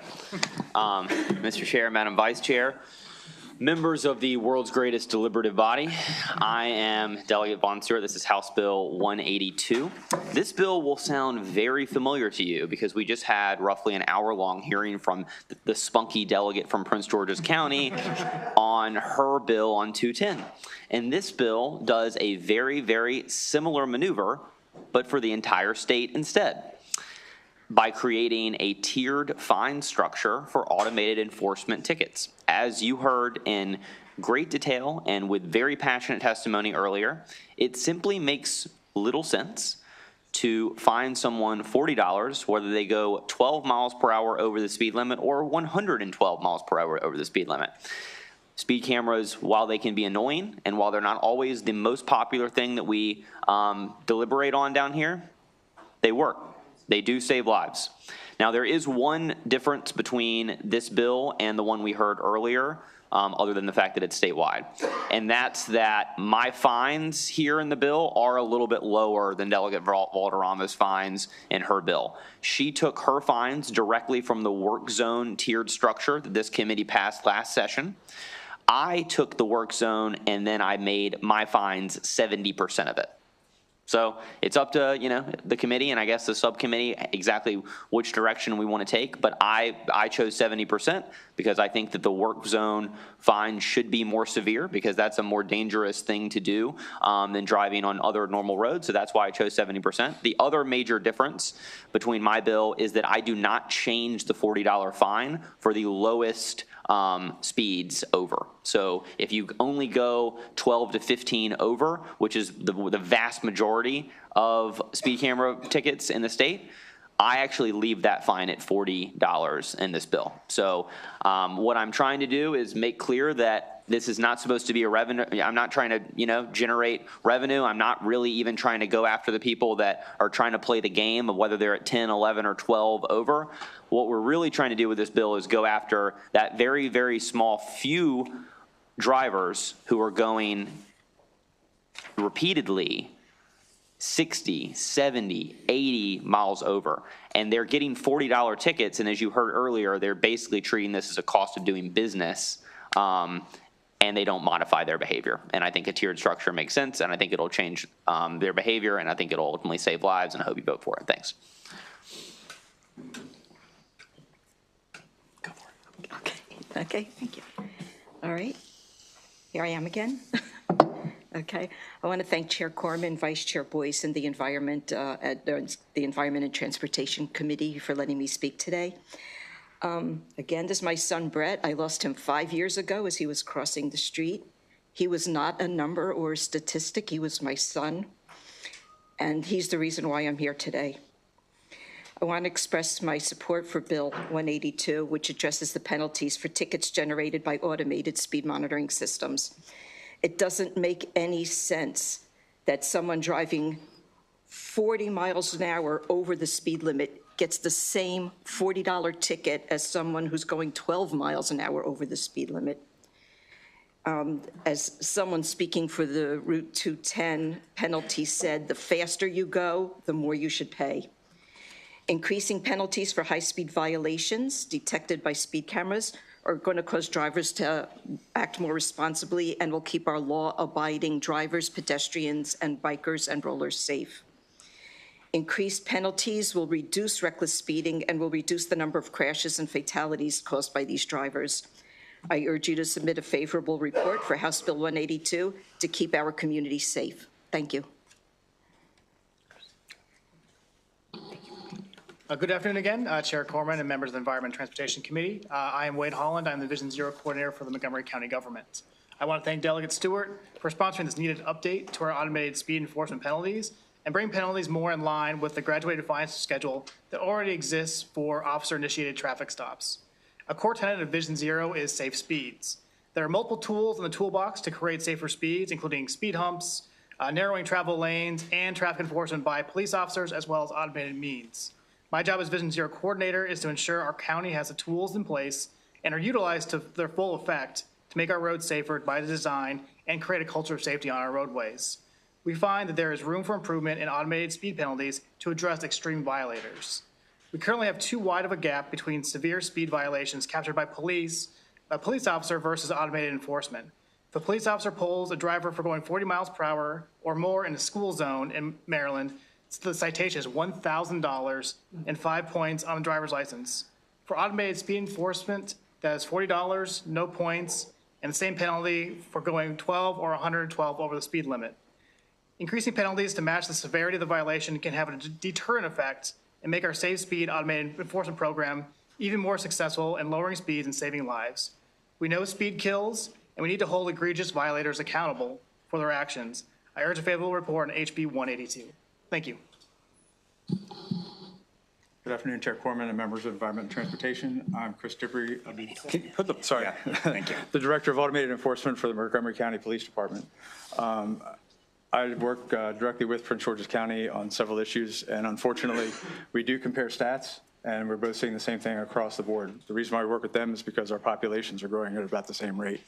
We have 1 million residents, and we're seeing the speeds increase. Although we're seeing the overall amount of violations decrease year over year, the speeds are increasing about, on average, 200 additional violations each year issued at 40 plus miles an hour. Now, the reminder is that although we are enforcing at 12 miles an hour over the speed limit, or 11, the speed limit is the speed limit. And why we're continuing to keep that level at 12 miles an hour, 11 miles an hour over the speed limit, that's not the state law. So there's a lot of discussion that looks at the effectiveness of automated enforcement. It is an effective tool, and holding people accountable for their violations is becoming more paramount. The $40 fine was initiated way back in 2016, 2017. Roughly around 2020, the ability for us to suspend a driver's registration for exceeding posted speed limit and not satisfying the violations was removed. So here we are now trying to find a way to hold drivers more accountable. So again, we were hoping for a favorable report on House Bill 182. Thank you. Great, thank you. And Ms. Baden, it's very admirable what you're doing for Brett's memory, so thank you for being here and sharing. Thank you. We have a question from Delegate Stein. Thank you, Mr. Chair. Delegate Stewart, I certainly understand and agree with your concept of having a higher tiered set of penalties as prescribed by the district court for increased speeds. My question is for jurisdictions such as my own, which have set up speed camera systems for school zones with the explicit understanding that the penalty was $40. Would they be required to adjust to the new fine schedule as prescribed by the district court under your bill? Under the bill, the answer is yes. However, you will see, and we may actually hear from Mako here in a little while, I've discussed this concern with them. They're probably going to talk more about it. I'm open to an amendment offering jurisdictions more flexibility around this, because honestly, my view is I don't want to be too prescriptive and prevent local jurisdictions from adding speed cameras at all by being too prescriptive with the tiers. Now, my personal preference, we'll see what the committee thinks, right? But my personal preference would be at least requiring the counties to have a tiered structure, but being flexible about what the tiers are. Okay, thank you. Delegate Foley. Thank you, Mr. Chair. I'm not sure how you would do this, but, you know, as we know, speed camera placement and legislation has notice provisions in it. And I'm just wondering if you would be open to maybe putting in some sort of notice. I know that in a newspaper? Perhaps in a newspaper, either digitally or printed. Yeah, I was wondering if you would be willing to maybe consider putting in some sort of notice provision if a local jurisdiction decides to do this, because I think as a person who gets a number of these tickets, I will admit, speed camera tickets, you know, I would be quite shocked if all of a sudden the amount went up. And I think on the work zones, we actually required notice that that they're going to be put in the work zone. So, yep. Yeah, I mean, it doesn't have to be noticed every time, but some kind of notice provision in the bill might be warranted. Yep. Thank you. Totally fair point. I'm cool with that. Okay. Delegate Healy. Thank you. Thank you for this bill. And obviously, I guess for what you're saying, the speed zones for the work zones statewide are, and the governor's proposal, obviously that is something that caught the imagination of a lot of people along the Route 210. And that, from the testimony we've heard here and in past years, is not your typical highway in the state of Maryland. It's pretty dramatically different, this 14-mile stretch where so many people have been killed. So, I think maybe, would you be open to having like another tier, another section? For 210? For 210, because it is so unusual. I'm open to that. My preference is, and just in case, the 210 folks or any of them are still here or listening, I think we should pass both bills. I do too. Yeah, Thank because you. we don't know what the Senate is going to do, and I'd rather have two bites of the apple. Delegate Lehman. Thank you, Mr. Chair, and thank you, Delegate Stewart, for this bill. We had a chance to talk about it a few weeks ago, so I knew you were working on it. I'm a little confused, though, about whether this is enabling or statewide, given the statement you just made about being open to different tiers and different counties. I'm not sure how that would work. And then the second related question is, how would you deal with the three counties, Anne Arundel, Montgomery, and Prince George's, that already use, an expanded area where speed cameras can be put outside of school zones in residential communities? Yeah, so this would apply to SHA's camera program because that's a state program. So we know at least we got that. How we handle the three county programs that exist is up to the committee. Like I said, my preference would be that we do apply some sort of tiered structure, just because I think that the tiered structure makes too much sense. However, I want to offer at least some flexibility to the counties because I don't want to deter counties from creating programs because they don't like the tiers. So I am absolutely willing to work with MACO and of course willing to work with the committee to find some sort of solution around the county issue. I don't necessarily have the perfect one in mind right now, but it's an issue that we can deal with easily, I think. Okay, thank you. That's helpful. I look forward to talking to you more offline. Thanks. Any further questions for the bill sponsors panel? Okay, thank you. We will call up John Seng, Maryland Coalition for Roadway Safety, and John Becker, Safe Roads Maryland, as well as Christian McNeil, Baltimore Department of Transportation. And John, just go ahead when you sit down, start talking. Ready to go. Keep it rolling. So, Chair Corman, Vice Chair Boyce, and esteemed members of the committee, just want to use up just a little bit of this time with some perspectives I've been able to think about in all the work we've been doing here. Some in the room might wonder why it seem like there's more folks here this time around with Maryland roadway safety legislation being considered. And when I get that question about when I first started working on this 4 or 5 years ago, I thought, well, how come more people, with 500, 600 people dying on Maryland roads every year, why aren't more people up in arms? And then it dawned on me, with an average of 550 people dying each year, over 10 years, you don't have to be a math major, no, that's 5,500 people that are no longer walking around. Those are other people that it happened to. But I'd like to submit to you today, there's no such thing as other people. 5,500 equals the population of the town of Chestertown, Maryland. Now, our governor put together a commission with 6 roadway workers killed. Where was the commission on 5,500 people dying unexpectedly, waking up in the morning thinking they were going to see the end of the day? So it's really gratifying and encouraging to see the kind of response and questions and creativity and legislation. It's not patchwork. It's basically, I look at it as like putting a strong basket together, weaving together these multiple solutions to bring down the death toll in Maryland. So this bill is yet one more. My hat's off to Delegate Stewart for thinking of this and taking the tiered structure to really make sense. So I really want to, on behalf of Safe Roads Maryland, my colleague John Becker here, who will testify in a few minutes, strongly ask your support for HB 0182. Thank you. One of you's got to go. Come on, you both testified many times. One of you's got to go. I apologize, Chairman. John Becker with Safe Roads Maryland.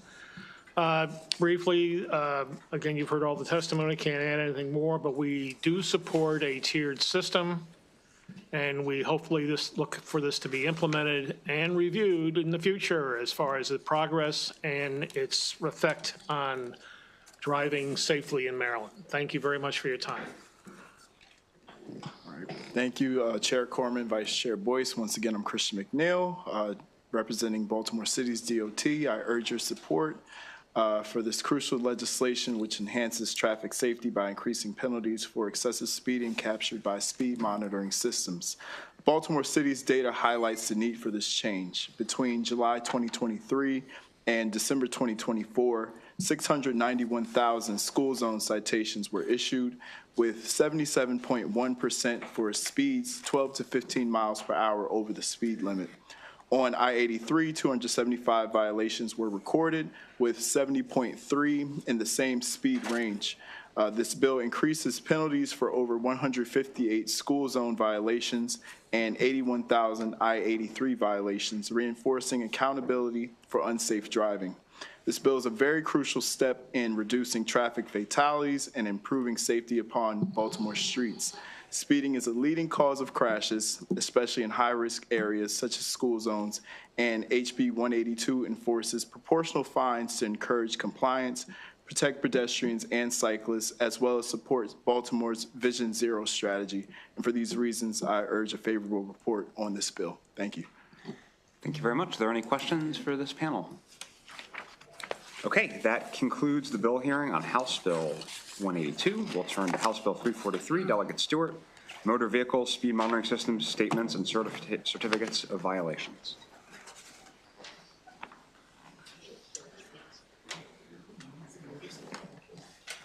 Mr. Chair, Madam Vice Chair, members of this amazing committee. This is my third and my final contribution to Vision Zero Day. It is House Bill 343, and again, to remind you, my name is Vaughn Stewart. This bill is a pro-law enforcement, pro-safety, and pro-municipality bill that we've heard before. Delegate Kerr had this bill in last year. I've got it this year. It's actually already over here from the Senate already, where it passed overwhelmingly. Senator Smith is the crossfall, which I think helped. So what this bill says, well, let me give a little bit of context, which is that, as some of you will remember, when we first passed enabling legislation to allow counties, and ultimately when we passed a state program for speed cameras, we put in a requirement that the camera violation be reviewed by a law enforcement officer.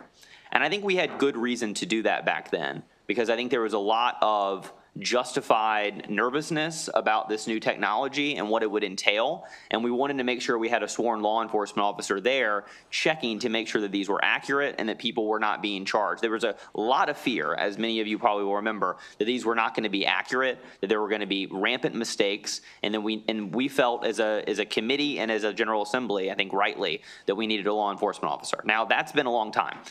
And it turns out that these are generally accurate. There are occasionally, very rarely, mistakes, but these are generally accurate. We still need someone to review them to make sure that they're accurate. But what this bill does is it says that the person who reviews those tickets can be a technician, in other words, a civilian who works for the police department, rather than a law enforcement officer. The reason we're doing this is, first of all, it is a financial burden for municipalities that don't have police departments to contract with a neighboring police department to have an officer review the footage. Number two, we're doing this because we want law enforcement officers actually out there doing things that they signed up to do when they became police officers, including keeping our community safe, rather than behind a desk reviewing photos all day. And third, we're doing this because it's it's because for the first time, we are actually going to codify training requirements in the bill for technicians. So they have to be properly trained. Now, one thing I will note is that for red light cameras, there is no such requirement. So we actually have already essentially piloted this for red light cameras, and it turns out it's been fine. In fact, no one's really ever noticed that we haven't had law enforcement officers reviewing red light cameras, and it's been perfectly okay. Our friends at MML actually were able to share with me some of the images of what it looks like when an officer reviews these things, and I'm happy to report to you that it's really mundane and easy. They basically just get a photo of the license plate. They then get a list of the details of the infraction, the make and model of the vehicle, how fast the vehicle was going, and the license plate number, basically. And then they have 3 jobs. They check the make and model to make sure it matches the photo. 2, they check the speed and make sure it's actually 12 or more over. And 3rd, they check the license plate and make sure the numbers match. And if those 3 things happen, they click approve. And if they don't match, they click reject. That's it. And so we think that a civilian technician who works for the police department is perfectly capable of doing this with some training. Senator Folden actually got a floor amendment passed, which we're fine with, on the Senate floor to make the training a little bit more clear about what's required. And I urge a favorable report. Thank you very much, Chair Corman, Vice Chair Boyce, members of the committee. We appreciate your time. I'm Michael O'Connor. I'm the president of the Maryland Municipal League this year and the mayor of the city of Frederick. We see this bill as an opportunity for us to multiply the force of our police departments across the city and to give a tool to municipal governments that presently do not have that option easily because they do not have police departments. So by allowing a trained technician who works on behalf of the municipal government to have an opportunity to do this review, municipalities right now that do not have police departments but do have school zones and could very well benefit from speed cameras don't have that option unless they do what Newmarket has done in Frederick County, which is contract the review service to my police department in the city of Frederick. We, as a result, have officers who are on overtime assignments, paid a lot of money, even if they aren't on overtime, to review speed camera legislation, officers who are highly trained to go out and do law enforcement, sitting at a desk looking at the kind of interface that Delegate Stewart has indicated that a trained civilian who does not have the training of a police officer and is not paid but a police officer is paid certainly would have the skills and ability to do. And so we ask the committee's favorable report as you supported this legislation last year to move this forward and allow a tool for municipal governments to improve safety.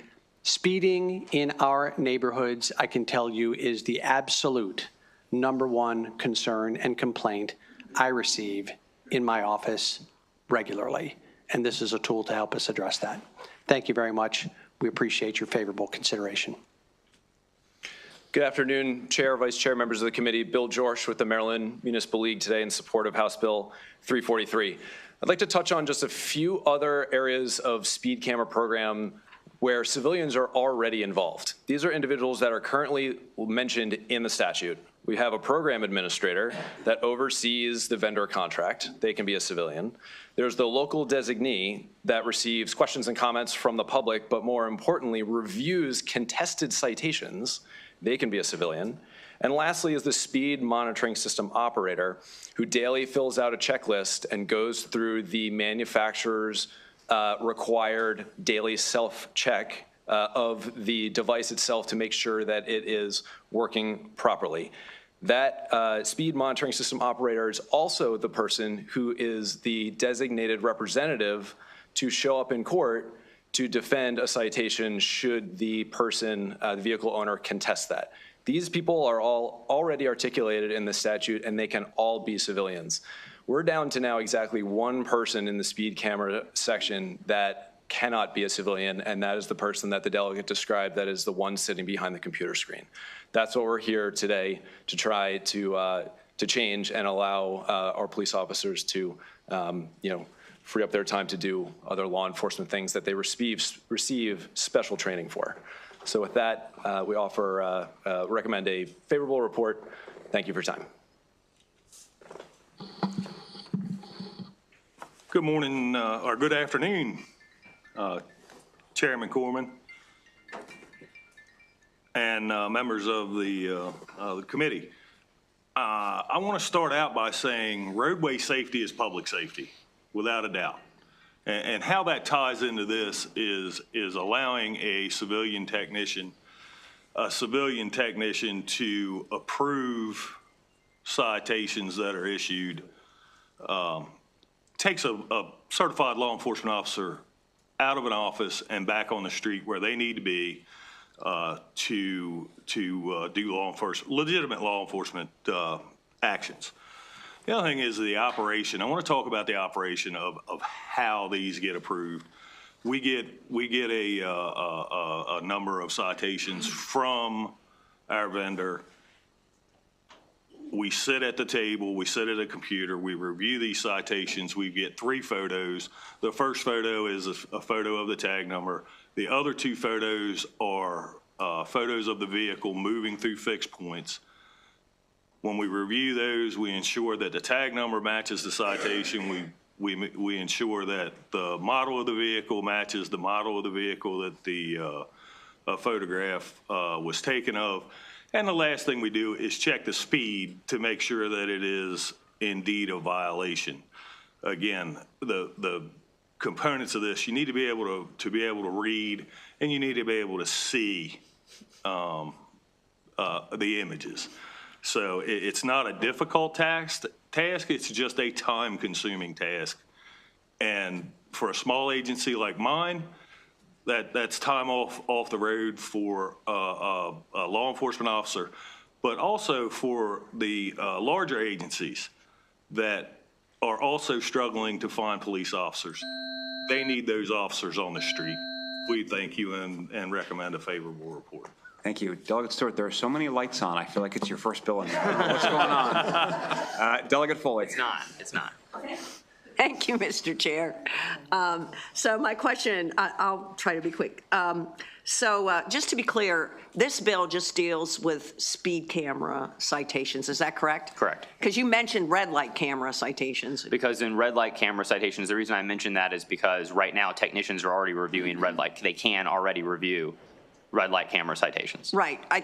But this bill is only speed cameras. Okay, I think that's important because we have other automated traffic enforcement now that is more subjective than what you outlined for speed cameras. Right. So, okay, that's good. Second question, you recall yesterday, I think it was yesterday, I presented a bill about collecting the speed camera citations fines from my out-of-state drivers. Yeah, I like that bill. That was fun. Yeah, okay, great. I'm glad. You did well. But my question is, and maybe you don't know the answer to this, would that in any way affect taking the police officer out of the process? Would that in any way affect what the Attorney General or State's Attorney is doing in terms of bringing a case on out of state? Because remember, that bill said that the State's Attorney or the Attorney General had to go and pursue that case on out of state drivers.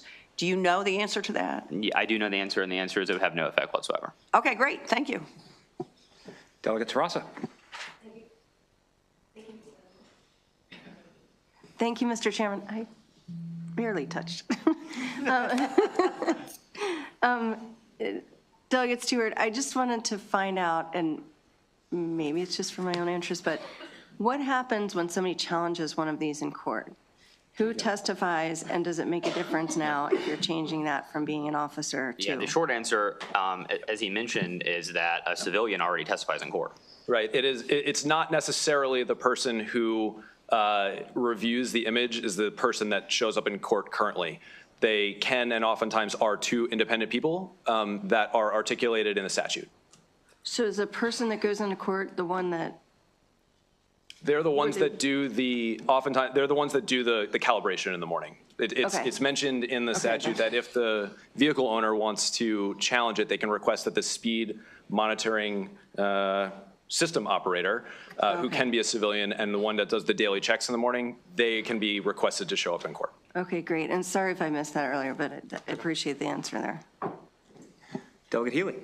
Just very quickly, the training, is it Are there any guidelines, anything specified in the legislation other than they have to be trained? I don't remember the exact language from Senator Folden, but if you check the Senate version of the bill, it lays out, this was the point as a police officer himself that he was, I think, most insistent about, to lay out exactly what the training would require in a little bit more detail. So that's what he did with this floor amendment. Perfect, thank you. Okay, I do not see any further questions for the sponsor for his panel. We have additional in-person favorable testimony from John Becker, Safe Roads, Maryland, Chantel Green, Prince George's County Municipal Association, Linwood Alston, City of Mount Rainier Police Department, Mayor Selena Benitez, City of Mount Rainier, and Christian McNeil, Department of Transportation. We can just do some seat rotation so you can all testify.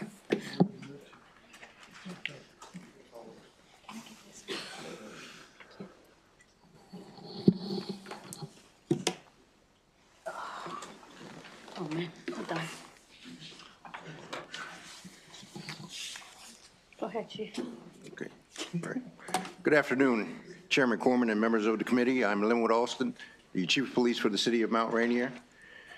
I'm here to submit this testimony in strong support for House Bill 343.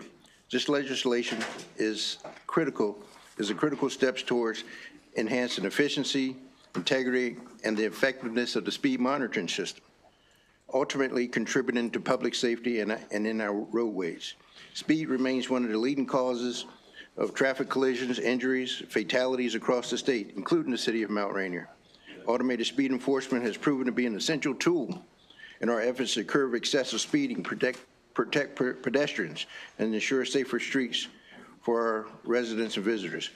However, the current process of certifying speed monitoring violations can be administratively burdensome, inefficient, and particularly for law enforcement agencies facing high volumes of violations while prioritizing crime prevention and public safety operations.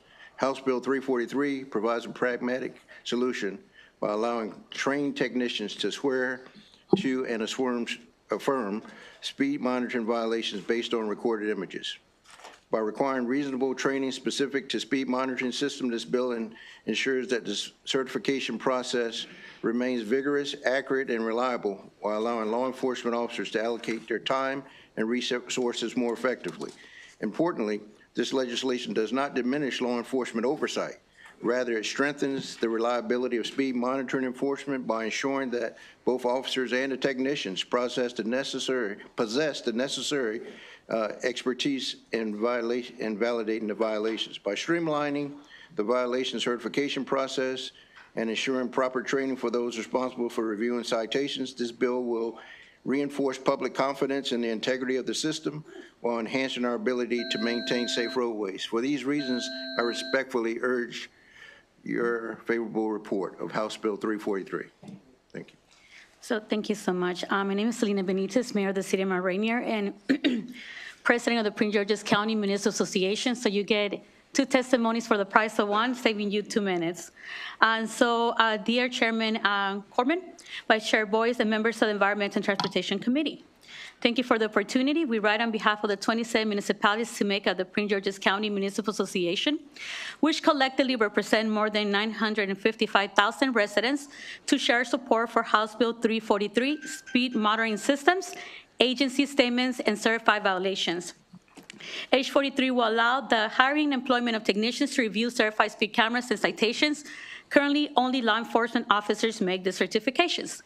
The process of reviewing the footage of violation clarity and accuracy is largely an administrative task, expanding the criteria in site selection and hiring. This will allow municipalities to be more flexible, managing their budget, decision, and human resources. It can also free up those law enforcement officers to focus on other tasks. Not all municipalities have police departments. HB 343 will aid in being able to access the tools to keep their community safe. The current law requires those without police departments to contract an agency to review traffic violations, which limits severely the ability for municipalities to be able to utilize all the tools available to keep their municipalities safe. The agencies are often county municipal departments, shifting resources from local and most impacted violations to Pooley County. There is a recruitment and retention challenge for law enforcement agencies around the state and a national level. Municipalities with police department will benefit from this legislation, as well as those without, by being able to better hire to their needs, which follow job characteristic theory.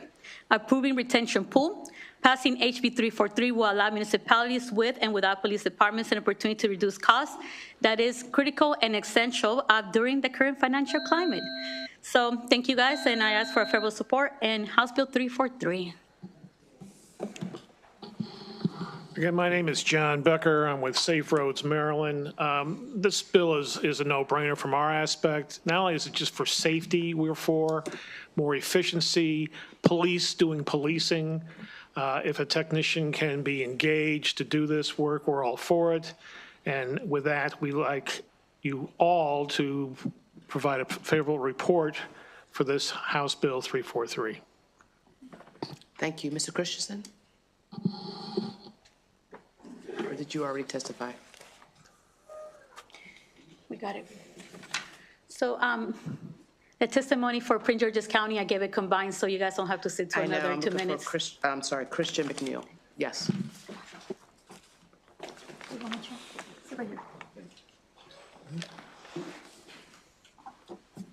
Good afternoon, members of the committee. Long time no see. I'm Christian McNeil, and I serve as a legislative liaison again for Baltimore City's Department of Transportation. Currently, Baltimore City's speed camera citations go through a 3-step review process with final certification by a Baltimore City police officer costing $1.57 million in overtime annually. Officers spend 1,497 overtime hours per month on this task, and HB 343 reduces this burden, freeing officers for higher priority public safety needs.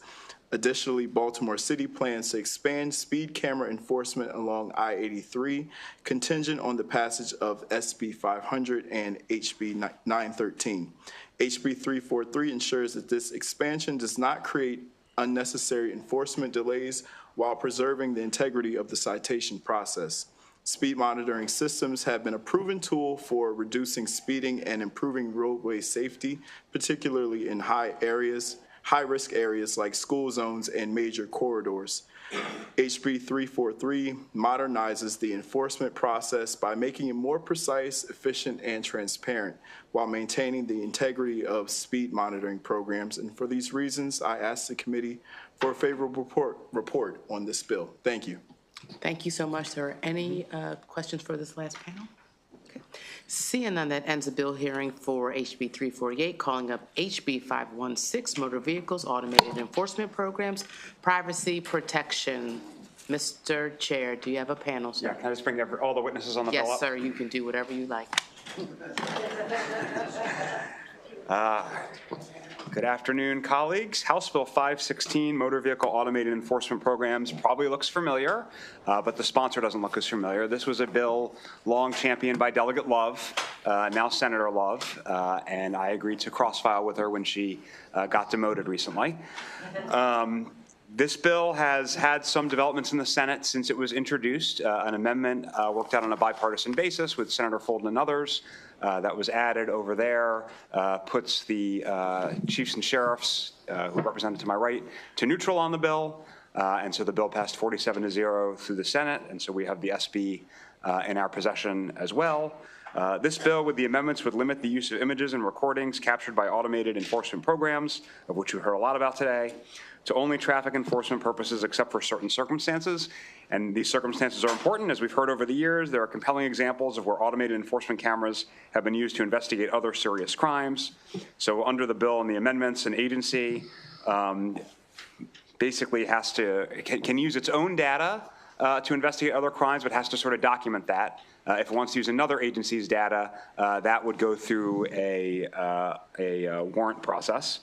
The bill also standardizes the sort of data use, data storage rules around the state for all the different programs to have a single standard. They shouldn't be selling the data, for example. They shouldn't be using facial ID data on it, which of course they shouldn't be doing that because they're supposed to be taking pictures of license plates and so forth. And this bill, as I said, has been around for a number of years under the leadership of our former colleague who's done a great job bringing it this far, and I hope the committee will give it a favorable report. Thank you. Madam Chair, members of the committee, Andrea Mansfield, representing the police chiefs and sheriffs. I really want to thank the sponsor, Chair Corman, as well as Senator Love for working with the chiefs and sheriffs on this really important piece of legislation. We had a meeting during the interim where we talked through a number of concerns and issues which were incorporated into the bill as originally drafted. There were two remaining concerns that the chiefs and sheriffs had. One was the requirement to subpoena their own data, and also there was the retainage of that data was limited to 6 months. Working with, on the Senate side, we were able to address both of those concerns. So the chiefs and sheriffs are now in a neutral position on the piece of legislation. So thank you.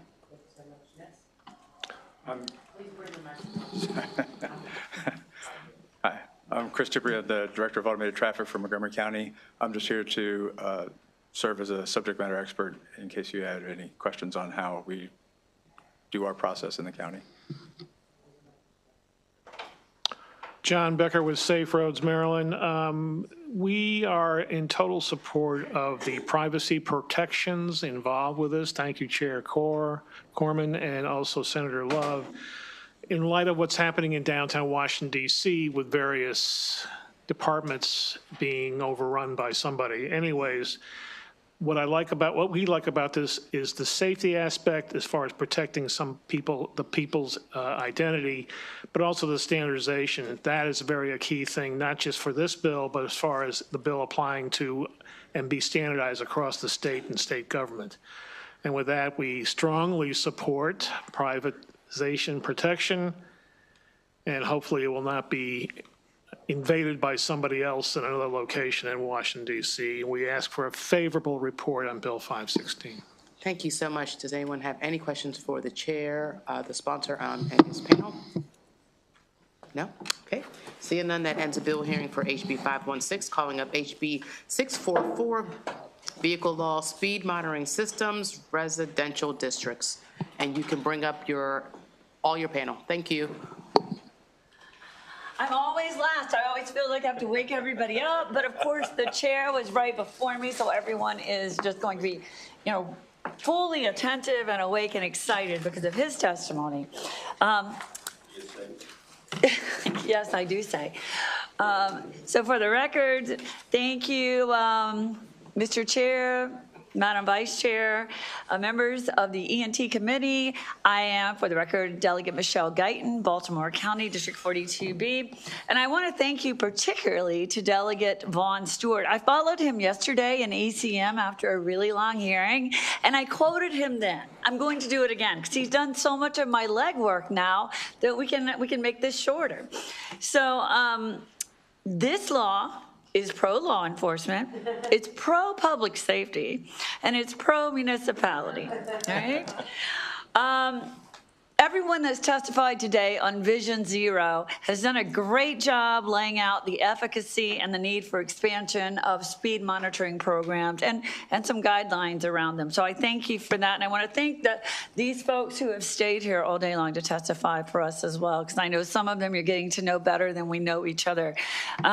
So I don't need to tell you, because of all the groundwork already laid today, that speed monitoring systems work to make our streets safer. I don't need to convince you that your constituents care very, very much about road safety, because if you're like me, that's the most common complaint that we hear from them.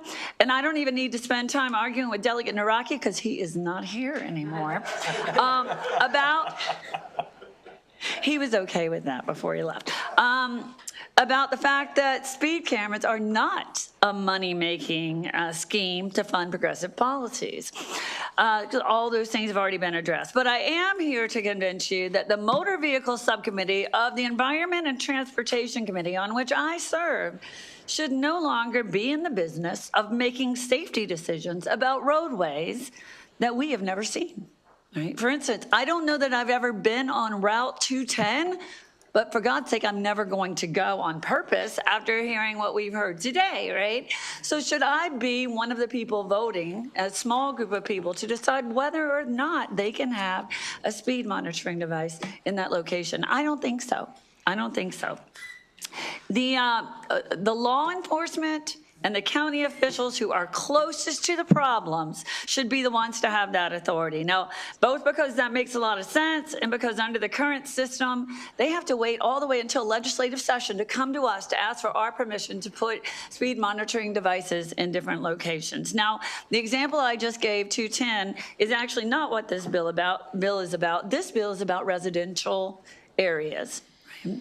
Places where folks live, walk back and forth to school, ride on their bicycles, and they generally have a speed limit 35 or below, right?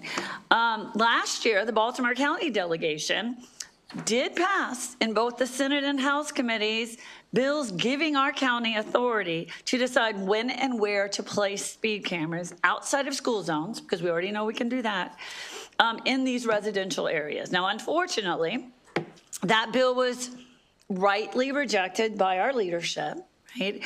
Because there were a whole lot of creative amendments, that very creative amendments put on that by the House delegation. And what that meant is it wasn't consistent with laws in other parts of the state, and it did not conform to current laws, and namely Montgomery County, Prince George's, and Anne Arundel County, which already have that authority to make their own decisions about where to place speed monitoring devices. So the decision was made that consistency was really important in these decisions, and so a simple statewide bill that enabled each individual jurisdiction to make their own decisions was the way to go.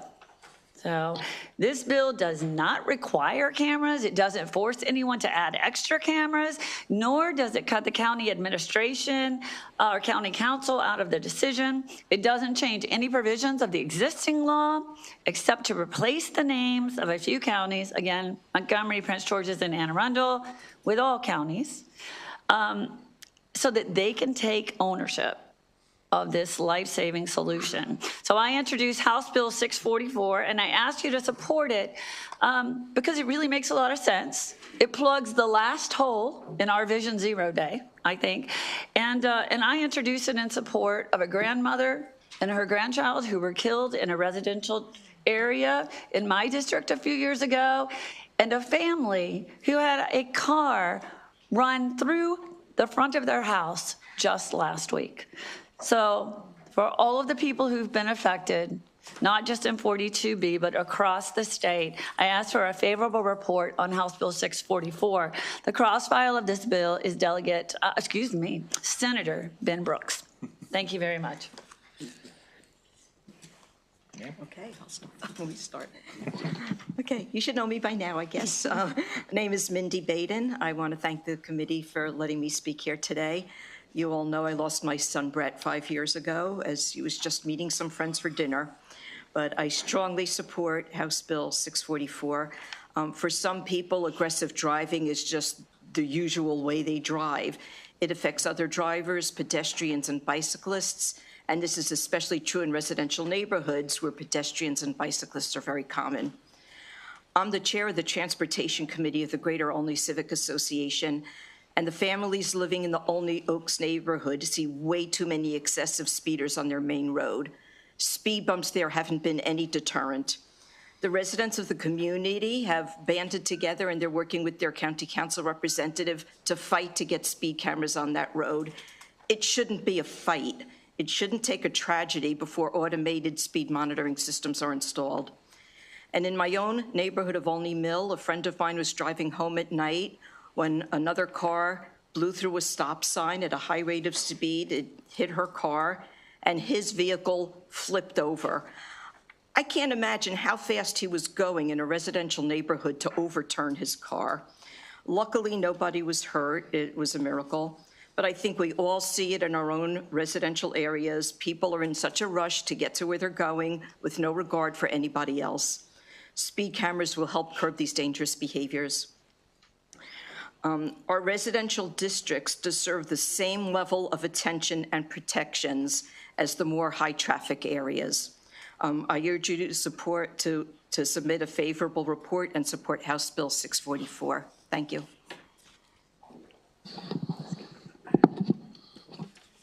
Good afternoon again, Chairman Corman and members of the Environment and Transportation Committee. I'm George Bacorn. I'm the Chief of Police for the Denton Police Department in Caroline County. And I'm here representing the Maryland Chiefs and the Maryland Sheriff's Associations collectively. We're in support of this bill. Under this bill, speed cameras will be allowed to be used in specified residential area locations outside of current law, which limits these cameras to school zones. The installation of these speed cameras will have a positive effect statewide, and it aims to negate negative and dangerous driving behaviors. Speed's a huge factor in the damage sustained in vehicle crashes. And that damage is not only physical damage, but it's also traumatic damage to people that are involved in these crashes emotionally and mentally. And the goal is to reduce traffic crashes, to slow people down and keep people safe. I said it earlier on the other bill. Roadway safety is public safety. These devices will help us have law enforcement officers in other areas where they need to be, while still effectively reducing speeds. In my jurisdiction, we have school zone cameras, and within the first 90 days of their implementation many years ago, we reduced speeds in those areas dramatically. So the operations work, and they're a force multiplier, and we need police officers doing police things, along with taking care of our residential communities and making sure they're safe in their backyard when motorists are driving by. So we respectfully request a favorable recommendation. Thank you, Chair Corman, Vice Chair Boyce, and members of the Environment and Transportation Committee. I'd also like to thank Delegate Guyton next to me, who I have the pleasure of meeting for the first time, as well as Senator Brooks for sponsoring the respective legislation to get this done. I think it's about three things: what to do in the communities, where to do it, and when to do it. And this can take a great deal of the delay and uncertainty with regard to this life-saving technology. I'd just like to add, too, that the criticism that you still hear here and there with regard to the fines as just money makers, people chatting up and down on Nextdoor or Facebook. I always drop what I'm doing and take the time to respond to that and counter to it and say, well, you've just self-identified as a speeder, as a perpetrator of violence. Why else would you be, you've been caught. And so, I'll use another, 15 seconds to say, it's time to really turn this need, and when people get a slap on the wrist or a fine, heavier fines now with regard to roadway violence, whether blood spills or not, it's still a violent act.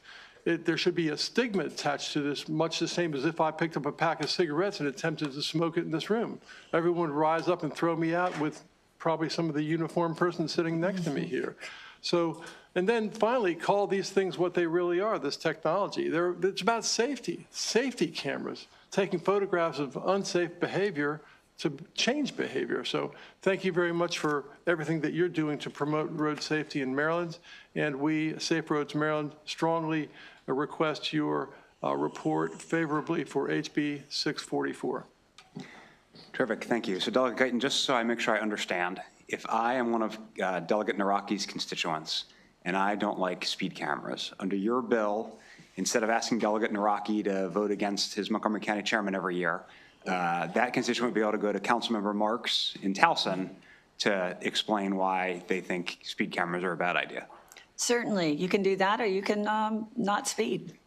that'd be good too. And actually, you can speed, you just can't speed more than 11 miles per hour over the limit. Right. Delegate Morgan? Thank you very much. Hours late, delegate, and great bill. You know, I'm the guy on the right-hand side over here, no pun intended, who supports this stuff. Enabling legislation, correct? Yes. Definition of highways, is a residential street a highway? Yes. Thank you. Delegate Stein. Thank you, Mr. Chair. Delegate, thank you for bringing this bill. I'm a co-sponsor, so certainly support it. Remind me, are the limitations on how revenue can be spent generally, are they in the bill? Maybe I missed it. Yes. They are. Mr. Pro Tem, there are limitations. They need to go to pay for the program and then be dedicated to public safety efforts. Great, thank you. Any further questions? Okay, thank you. We do have one additional witness, John Becker, for Safe Roads, Maryland. Here's a souvenir for you. I'll put my name in the back. Thank you for your appreciate it.